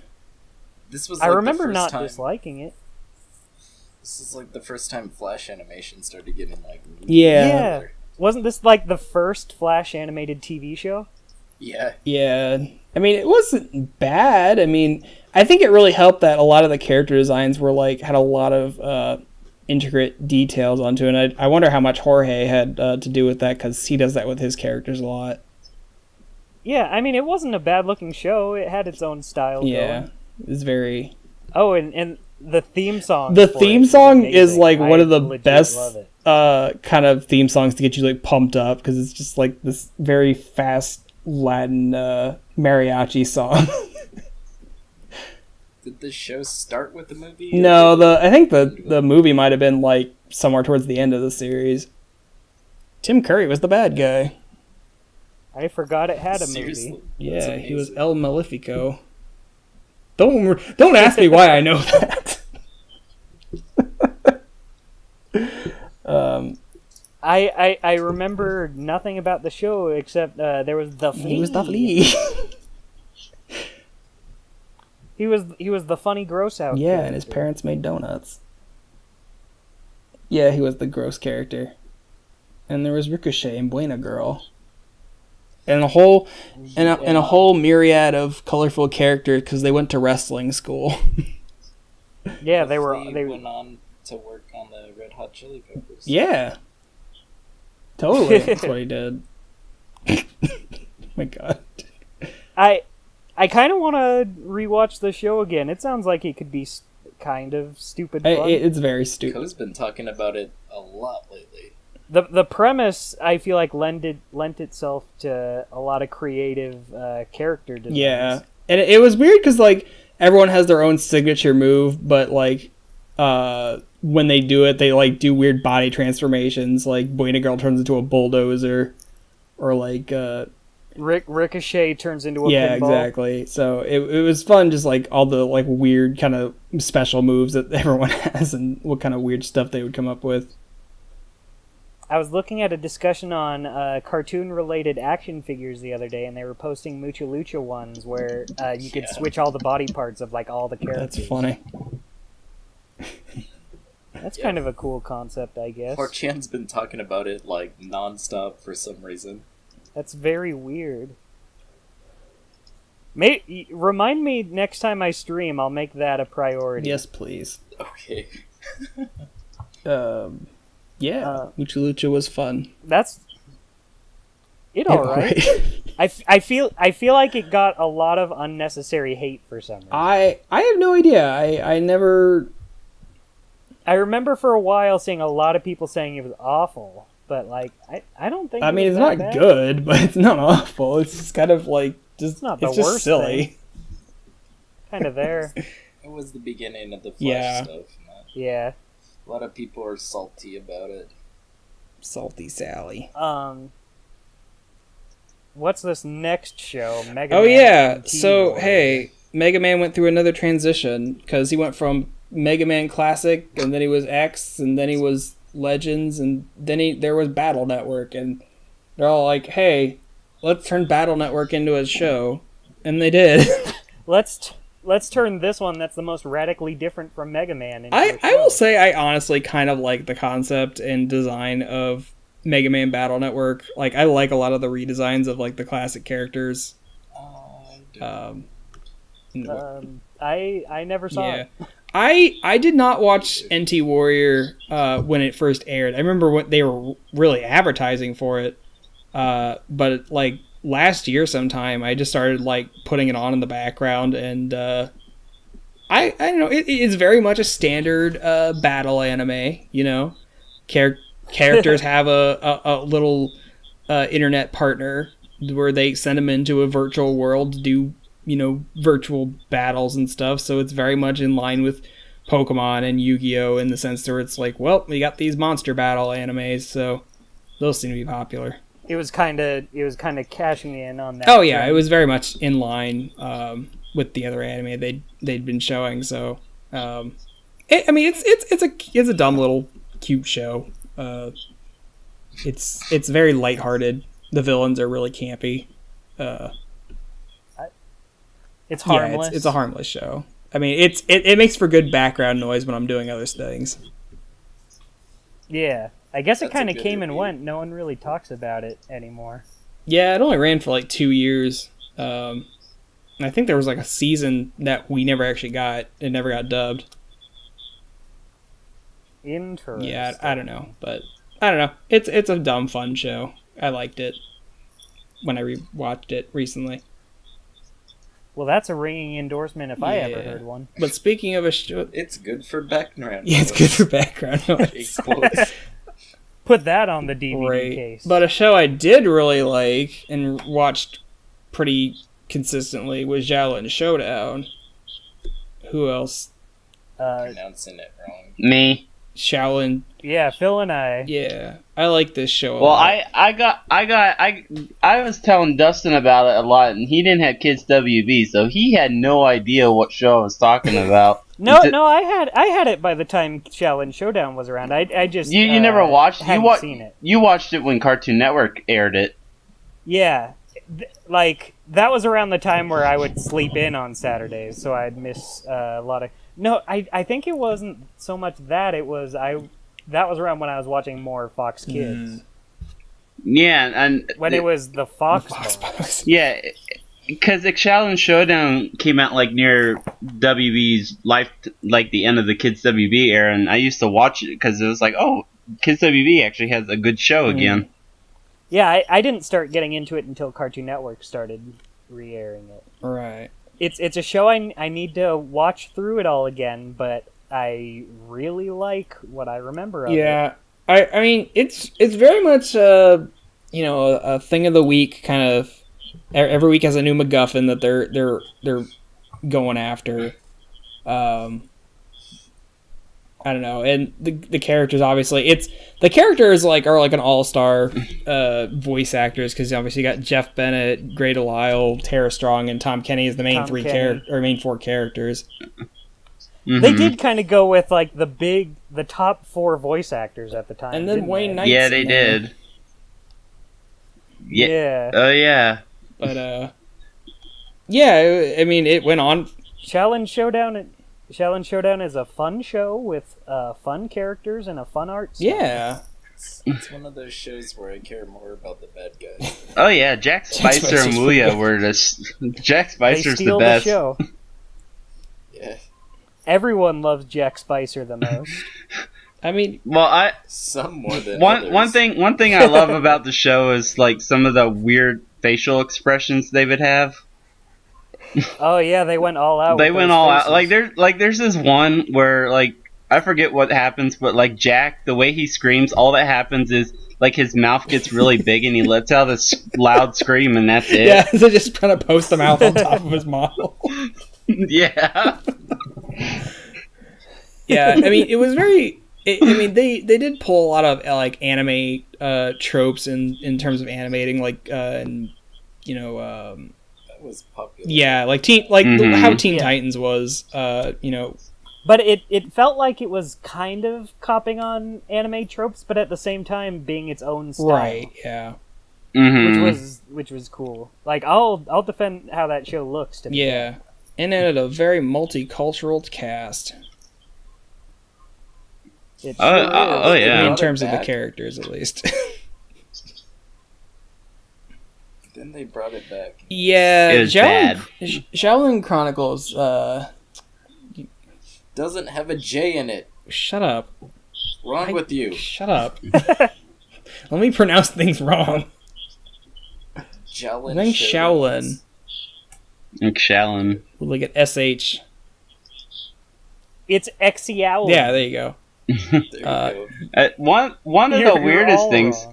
One of the weirdest things is they have a console video game, and for whatever reason, instead of getting like a Wayne Knight sounded like, they just get Paul Rudd to voice Dojo. Which is weird. That wouldn't be my first pick, and I stand by that after hearing it. Paul Rudd is great, but he's Not Wayne great Knight. for Dojo. And the thing Yeah. is, here's the thing though. Like Maurice LaMarche, he already voices Master Fong, right? And he's still in the game. And if you played a Billy and Mandy game, he voices Wayne Knight's character Jack, and he sounds just like Wayne Knight. So it's like, why didn't they just They could've use just him? got him. Yeah, exactly. He's already on the game. I remember the game being kind of fun. It was I okay. wanted to play it, but I just never got around to it. It's Xiaolin Showdown is definitely a show I would love to go back and rewatch sometime because, like, I like what I saw, but I still think like there's lots of episodes that I never saw. Yeah, I will warn you, it really definitely dips in the last Yeah. season. Season 3 is okay at best. What, you don't like Hannibal Bean? Hannibal Roy Bean. It's funny when you think about it. Xiaolin Showdown kind of had a lot of shit characters. Yeah. But in a good way. Like they're shit, but you don't still really- like them, yeah. I mean, one of the Yeah, bad guys you don't want him. one to of the leave. bad guys is just a fat ninja. And that's his Yeah, entire I don't gimmick. want Tubby Mora to be written out. Tubby Mira is awesome, though. And then they have one that's very obviously just Catwoman. Catnapping, Catnapping. yeah. and then the mafia boss is just a Panda panda Bubba. looking guy. Panda Bubba, yeah. Let's talk about the episode where Wuya regained her human form. Yeah. Oh, yeah. Dustin, Anyone with me? Anyone? I'm sure that popped a few Yeah. boners for some people. You know that sweating guy reaction image? Oh boy. Holy guacamole. Yeah. Just makes me sad that Eartha Kitt's dead. why? Why? Eartha That's Kid- I'm sorry. I don't That's know Susan why. Silo. I don't know why I thought like her and Yzma. Sorry, it's late. Well, it's Emperor's kind New of because School the came out villain's around the still same yeah, time. that may be it. Yeah. No, it was Kree Summer. I'm sorry. No, that was it was in Kree Summer and Chronicles. Xiaolin Then who the Chronicles. fuck is she? Susan Silo. She voiced Sue in the original Pac-Man I don't cartoon. know who that is, but okay.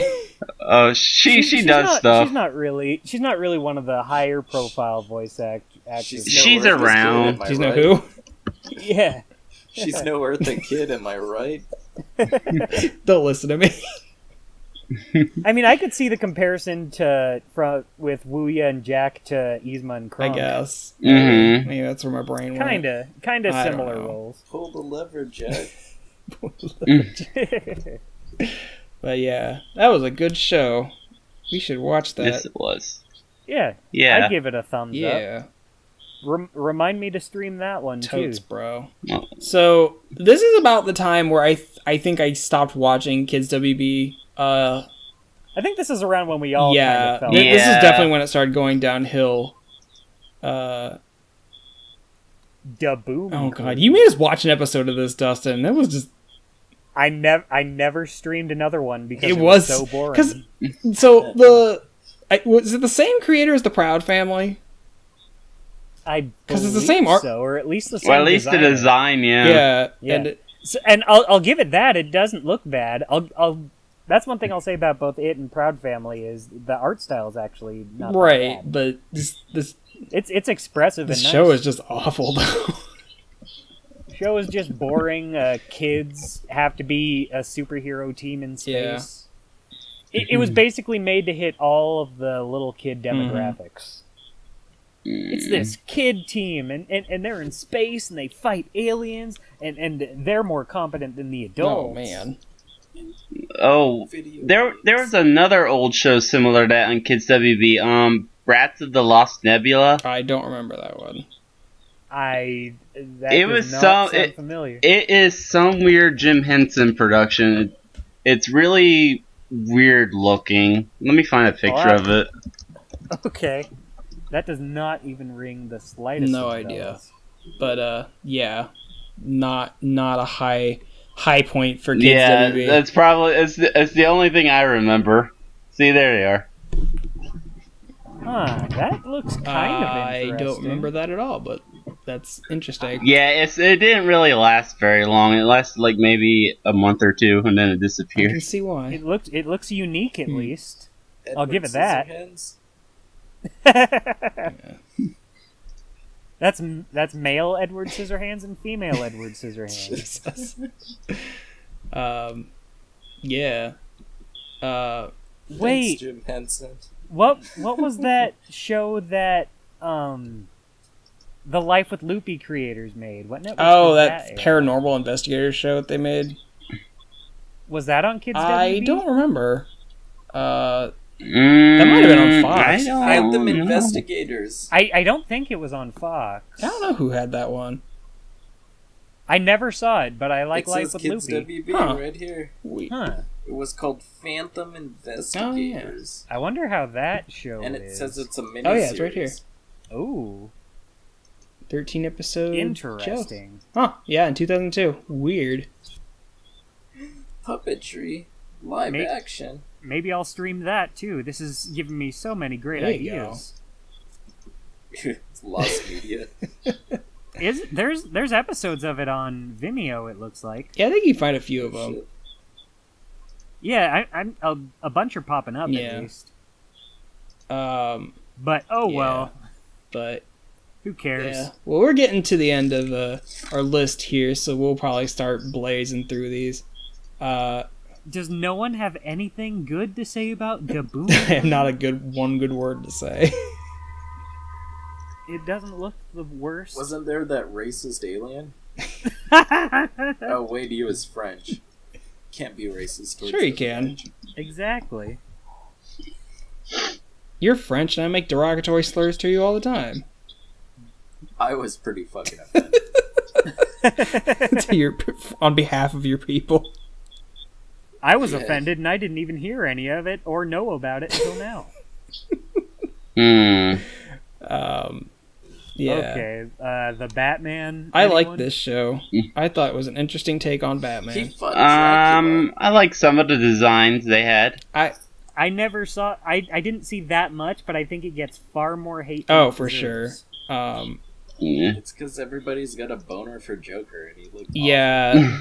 I kind of liked it. I kind of liked that it was such a different take on it. Yeah, I will say a few things. I prefer Hidden Walsh as Harley Quinn over Tara Strong. For sure. I liked that Harley Ever. Quinn design. I think she did a good job. Yeah, as Harley it's a Quinn. good design, and also for whatever reason, the same voice as Batgirl's the same voice as Loopy from Life with Loopy. That's really weird. Oh, Life with Loopy's coming up a lot on this Kids WB episode. We're not even talking about Kablam. How strange. Yeah, I mean, this is the same character designer as Jackie Chan Adventures, so I already really liked the art style when this show came out, and it's like, well, Mhm. Jackie Chan played Batman. yeah, kinda. They kind of look similar. Yeah, I mean, a lot of I know they gave Batman tiny ears. yeah, they gave him tiny ears, and I mean, a lot of the redesigns aren't bad. I mean, I really like the design for Catwoman in this with like the giant goggles and stuff.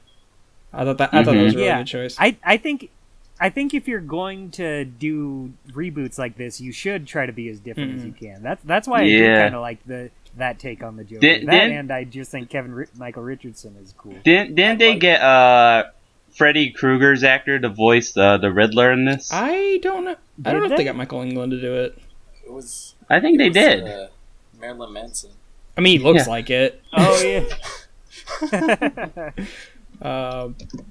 yeah. The Penguin was pretty similar. He was Tom to his Kenny. old one. That wasn't a huge And he was a deal. redhead. Oh yeah, Irish. He was Irish Penguin. I'm glad that this cartoon came out instead of that Batman High School. Oh yeah. Oh yeah. That was an interesting concept. I mean, that could have been neat. We'll never know. It's called the Superhero Girls show that they have out right now. I think that was pitched at Probably. the same time, though. DC Superhero Girls. God, thank God Lauren Faust is Taking over. bringing that. Yeah. God, that's the way. Like, okay, I know that's not a show aimed at me, but whenever I see what was there before, that it's just the most boring, uncreative, soulless thing I've ever seen. Yeah. I'm sure the people who worked on it are listening to this, and I'm sorry, but Oh yeah. Big Ink and Paint Club fans. When I think of things that are just total soulless, just creative black holes, DC Superhero Girls. That's what I think of. But at least that new one looks better. Oh yeah, they're giving Lauren Faust another There chance. you go. Yeah, that looks a million times better. But will it sell Probably. dolls? It looks like it could have potential to sell dolls. You know, right? So that's all I have to say about the Batman. It has potential to sell dolls. I like the Batman. I think it's a good show. It was kind of interesting that they He put up fought serious Dracula. Batman show on Saturday mornings. Yeah. Yeah. And he fought He did fight Dracula. He became a vampire for a movie. Wasn't that like a PG-13? I have no idea. Kind of like, I think I remember they were able to like up the violence. Yeah, there was some bloodshed in that. Because the Batman versus They were like, Dracula. let's go all out. Oh yeah, Joker becomes a They vampire and dropped it's one creepy. F-bomb. My favorite Batman villain, Dracula. It was PG-13, so they could drop at least one F-bomb in it. Oh, and they did. They made sure to make it count. It's weird that it lasted for a whole 5 minutes, but Just draws it out. guess I really wanted to take advantage of it. It built up dramatic tension. So My favorite scene where Batman just says, "Fuck you, Dracula." stabs him in the heart. That'd be rad. Not as rad as Coconut Fred's fruit salad. Okay, I've Island, never though. seen this show, but I know Rob Paulson is like embarrassed by it. Oh, you are Remember missing when out. he was Cloud Strife? I aired that episode. I streamed that episode once. God. Just because of that. That's so bad. That's a show that's so bad that nobody bothered to get good rips of it. We had to watch like a shitty cam Oh rip. God. Pretty much. Coconut Fred or SpongeBob? Your death battle. It's bad. I'm pretty sure Well, it'd be over pretty considering fast. Coconut Fred dressed as Cloud. Oh my God. Epic rap battles of history. Get on it. Coconut Fred versus SpongeBob. Get on it, YouTube people. Yeah, that idea's for you. I was gonna say Life with Loopy or Angela Anaconda death battle. Oh man, How much are we going to talk about Life with Loopy today? we better be getting paid by Wholesome Entertainment. I think that's what they're called. I don't know. Let me look. I mean, if we don't... Wholesome Productions Inc. Alright then. They're cool. So, if we have nothing to say about Coconut Fred, do we have anything to say about Lunatics Unleashed? Other than that, it was a garbage pile of a The Flash. show. The Flash animated cartoon where he's screaming loud into the mic. That was a classic. That came out right around the time that I enjoyed things like Oh my that. God. He was extreme. To And then they redesigned him so he wasn't extreme. the anymore. extreme. God, It was like they played it hard. Like first season, I remember they played it super hard and straight, and then they were just like, let's make it silly. There's something. The whole shift tone changed. What made them think it was a good idea? Because everyone had to be extreme. Batman Beyond, man. They had to go beyond Looney Tunes. Wasn't it like in the future and they were like the descendants of the... I think so. They were descendants. Oh, yeah, make them descendants of these wacky cartoon characters. Yeah. It's like that implies that there's a Looney Tunes canon. Yeah. Yeah. It's like the past versions of the original. The present would be Tiny Toons, and then the future ones would be Looney Tunes. Oh my god. Man. Do you think that would be a good one to stream? I have a feeling, just looking at it, something about it makes me think, no, it looks like it's just bad in the boring It kind of way. is, yeah. It's kind of bad in the boring way. Look at that Roadrunner version. Just what? The one that Rob Paulson voices, no less. Yeah. That's so weird. Yeah. I want to watch it God. now. I want to see what all the fuss is. There's about. no fuss. You know what, Dustin? I'll stream it after we're done here. Oh, please. I'll watch. Please do. I'll show it for between us. Oh, Jesus. Oh, so no one has anything nice to say about Lunatics on I Leash? never watched I it. can't say I Are you do. telling me that nobody got a gift for Splinter? I don't believe you guys. God. So, getting us towards the end of this list, who wants to... You know what? Let's skip to Legion of Superheroes and save the best Okay. for last. Legion of Superheroes. It was a superhero show, and I liked it. I never watched It was just another DC superhero show. It was there. I feel like that is like half the shows on this list. Never saw it. Yeah, I mean that. I remember at the time I didn't like it just because it felt like it was kind of the Teen Titans replacement, and I was salty that Teen Titans had gotten Yeah, canceled. But nowadays it's a little hard to care. right. I mean, it's not a bad show. I think. I mean, I've watched the entirety of it, and it's all right. It's got some good plot to it. I mean, it's about young Superman in the future. But Where's our Legion of Superheroes go? God. But yeah, it's just another DC action show. Could explain why it didn't last very Yeah, long. it only lasted for like 2 seasons. It was just kind of same, just more of the Kinda. same. And Kyle was in that show. Yeah, I had a lot of fun on it. A lot of good memories. But Yeah, Superman was really nice. yeah. But so yeah, Dustin, what was this best for last you wanted to talk about? Brace Ladies face. and gentlemen, I wish we were talking about Braceface. But alas, ladies and gentlemen, are any of you familiar with the television show that is Johnny Test? Familiar with it? Whip crack. Guitar riff. It's just another day in the life of a boy named Johnny Test. Oh my god. I didn't see that coming. Oh, you beat me to it. So, Johnny Test was a show that started on Kids WB. It was And okay. It was okay at the time when it first started. I was like, it's not bad, but it's not good either. It's just when it came to Cartoon Network. In comparison to what happened afterwards. Yeah, I mean, it was hand drawn at the time. Yeah. Then it became a Flash abomination. Yes, it did. It sure His did. dog name was Dookie. Because poop jokes, am I Like the funny right? poo poo. Funny. That's the joke. It's just, I mean, there was definitely nothing creative. I mean, his arch nemesis is named Bling Bling Boy. Yeah. No, yeah. It was a cartoon made by people who don't know how to make cartoons. Well, obviously they do. It got 6 seasons. I want to Oh, know that's why Johnny Test went on for as long as it did. Because it was dirt. I guess. Pretty much. It cost them less to make it than it did to Because not I make guess it. James Arnold Taylor needed a paycheck.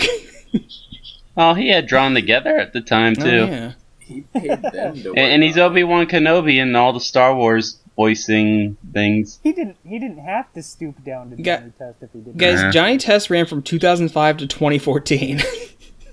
It sure did. 9 years. Did it? 9 years. Let that sink in. Didn't someone actually make, like, actual, like, jewelry of Bling Bling Boy? Did they? I think they did. I'm trying to find a picture of it. I could have sworn I've seen it. Some rapper. Imagine if a rapper actually adopted that persona. I could Bling see Bling it. Boy and made it like a big mainstream. Oh, thing. God. I want to make Bling Bling Boy the next meme. We're going to get on it. We're going to get out ahead on this. Just looking at all the pictures of Johnny Test, just remembering how bland the art style is. Do you think anyone who worked on this show had any love for what they were making? I mean, James Arnold Taylor sure did. he sure loved getting paid for it. Yeah. yeah, I remember a commercial Cartoon Network had about the behind the scenes, and they actually said, "Here's our sound guy," and it was just a bunch of whip cracks. I want to just get James Arnold Taylor on as a guest, and I just want to ask him about Johnny Test. We'll get him on for the Johnny Test episode. No, we're just interviewing James Arnold Taylor and saying, what happened? What was it like being on Johnny Test? Like the whole episode is nothing but Johnny Test questions. We're not going to ask him about being in Star Wars or any of his other accomplishments. It's just, Or Ratchet and Clank. Exactly. It's like, hey, You're here for one reason. you justify Johnny Test. State your case. I'll just put a bunch of whip cracks in What the was- audio. And after every answer, we'll say, "Didn't see that coming." and then throw in a guitar riff every couple of questions. Yeah, exactly. What was it like working with a talking dog? Oh my god. I have no memories of any actual. I've never watched Johnny Test in What? my life, was- and there's a good reason for that. He was in every single one of these WB shows. Animaniacs, Freakazoid, Pinky and the Brain, Sylvester and Tweety Mysteries, Who, Johnny Histeria, Test? James Mucho Arnold Lucha he Taylor? was in. Yeah, They like Wow. edited him in. Static Shock he was in. God. He was in. He's been the running theme connecting all of these shows this whole time. He's the catalyst. Oh god. Oh, He was in Legion of Superheroes as... Oh, wait, Lightning Lord? He can't be. he was Anyways. in that Johnny Test show Oh, yeah. from time Oh to my time. god. Speaking of Thundercats... Johnny he was in Tesco. Thundercats. Just go. Oh man, when's the reboot of Johnny Test? Don't tempt them, they might do it. Johnny Tested. Johnny tested for I don't know. Johnny tested for horrible. For whip cracks. I'm sorry, Johnny, you have the terrible disease called whip cracks. Didn't he have some sort of Crash Bandicoot ripoff that was like? Yeah, oh crap. It's on the tip of my tongue now that I'm thinking about it. Smash Badger. But yeah, that's it. God. How creative was that? Lord. Hey, don't forget I like his sisters who are obviously just Dexter. I mean, Yeah, Johnny Test was basically gender swap Dexter's Laboratory, except not good. yeah. I like the Simpsons version of Crash Bandicoot. It was Dash Dingo.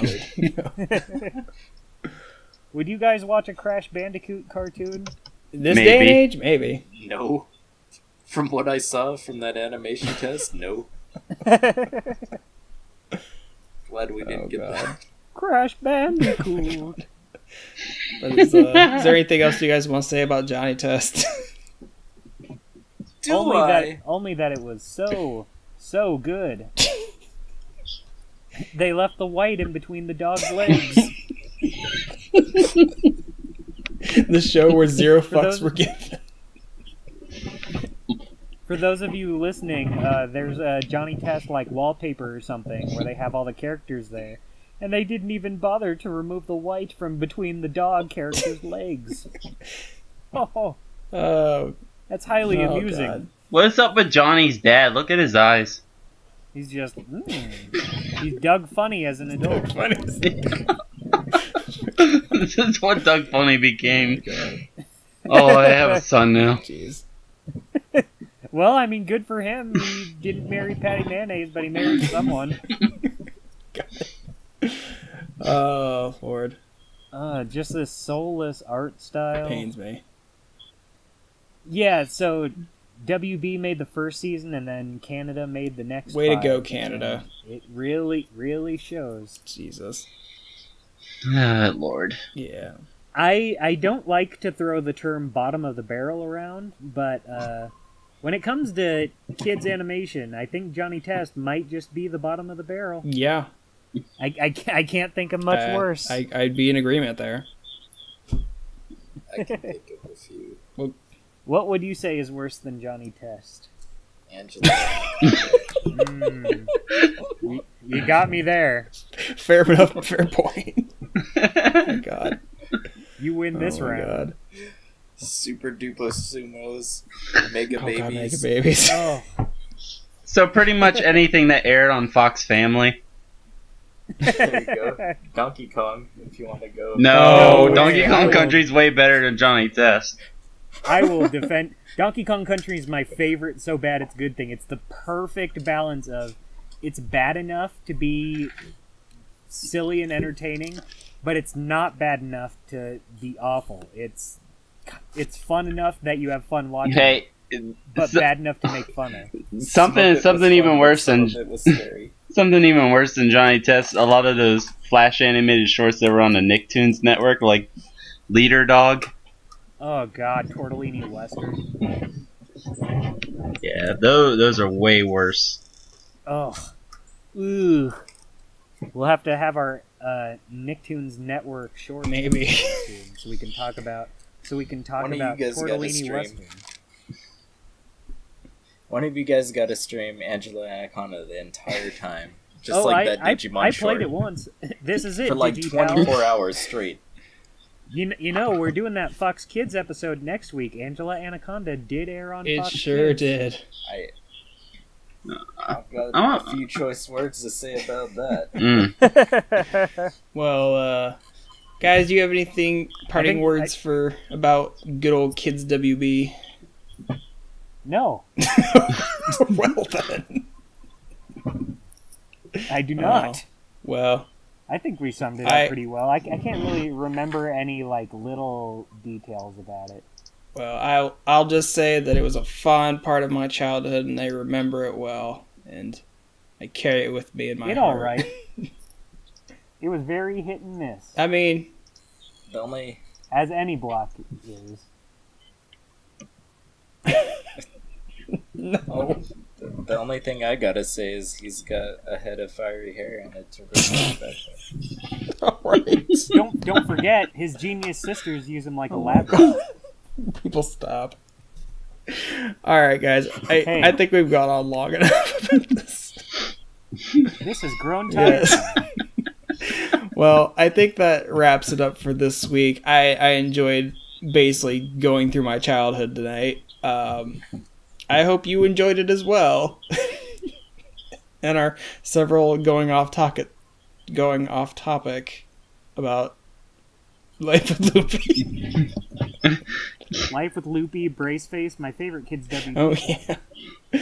Yeah, stay tuned for those podcasts in the future starring Dustin. Oh yeah, for sure. And only me. Just Dustin talking for an hour to himself. An hour, please. I could go on for at least 3. I mean, I did a Finding Dory by myself, and that was a wild sure ride. did. I reviewed a Final Fantasy movie by myself, so it can be done. Anyway, I don't want to do a Braceface episode unless there are people there to I'll be there. I'll talk about it with you. okay. Good. Well, Dustin, Phil, thank you for being here with us this week. It was a great pleasure. Thanks. I think I've Oh, had yeah. my fill. Yeah, it was I think fun. I've had my fill of you guys. It was a pleasure. And Kyle, thank you for being here, because you're my bestest buddy in the whole world. Thank you for being my friend. Yeah, thanks, Kyle. Real good job. This is the first time I'm talking to Phil. Oh yeah. What's up, buddy? Good time there, buddy. What a moment in history. JD wanted to be a giant asshole and not let me on the cringe-worthy episode. I'm sorry. That's how it went. That's exactly how it went. And thank you to our listeners for enduring this very long episode. Yeah, thanks. I guess. So tune in next week where we're gonna talk about Fox Kids, because I also watched that as a kid. So well, we're gonna talk about Angela. yeah, that'll be most of it.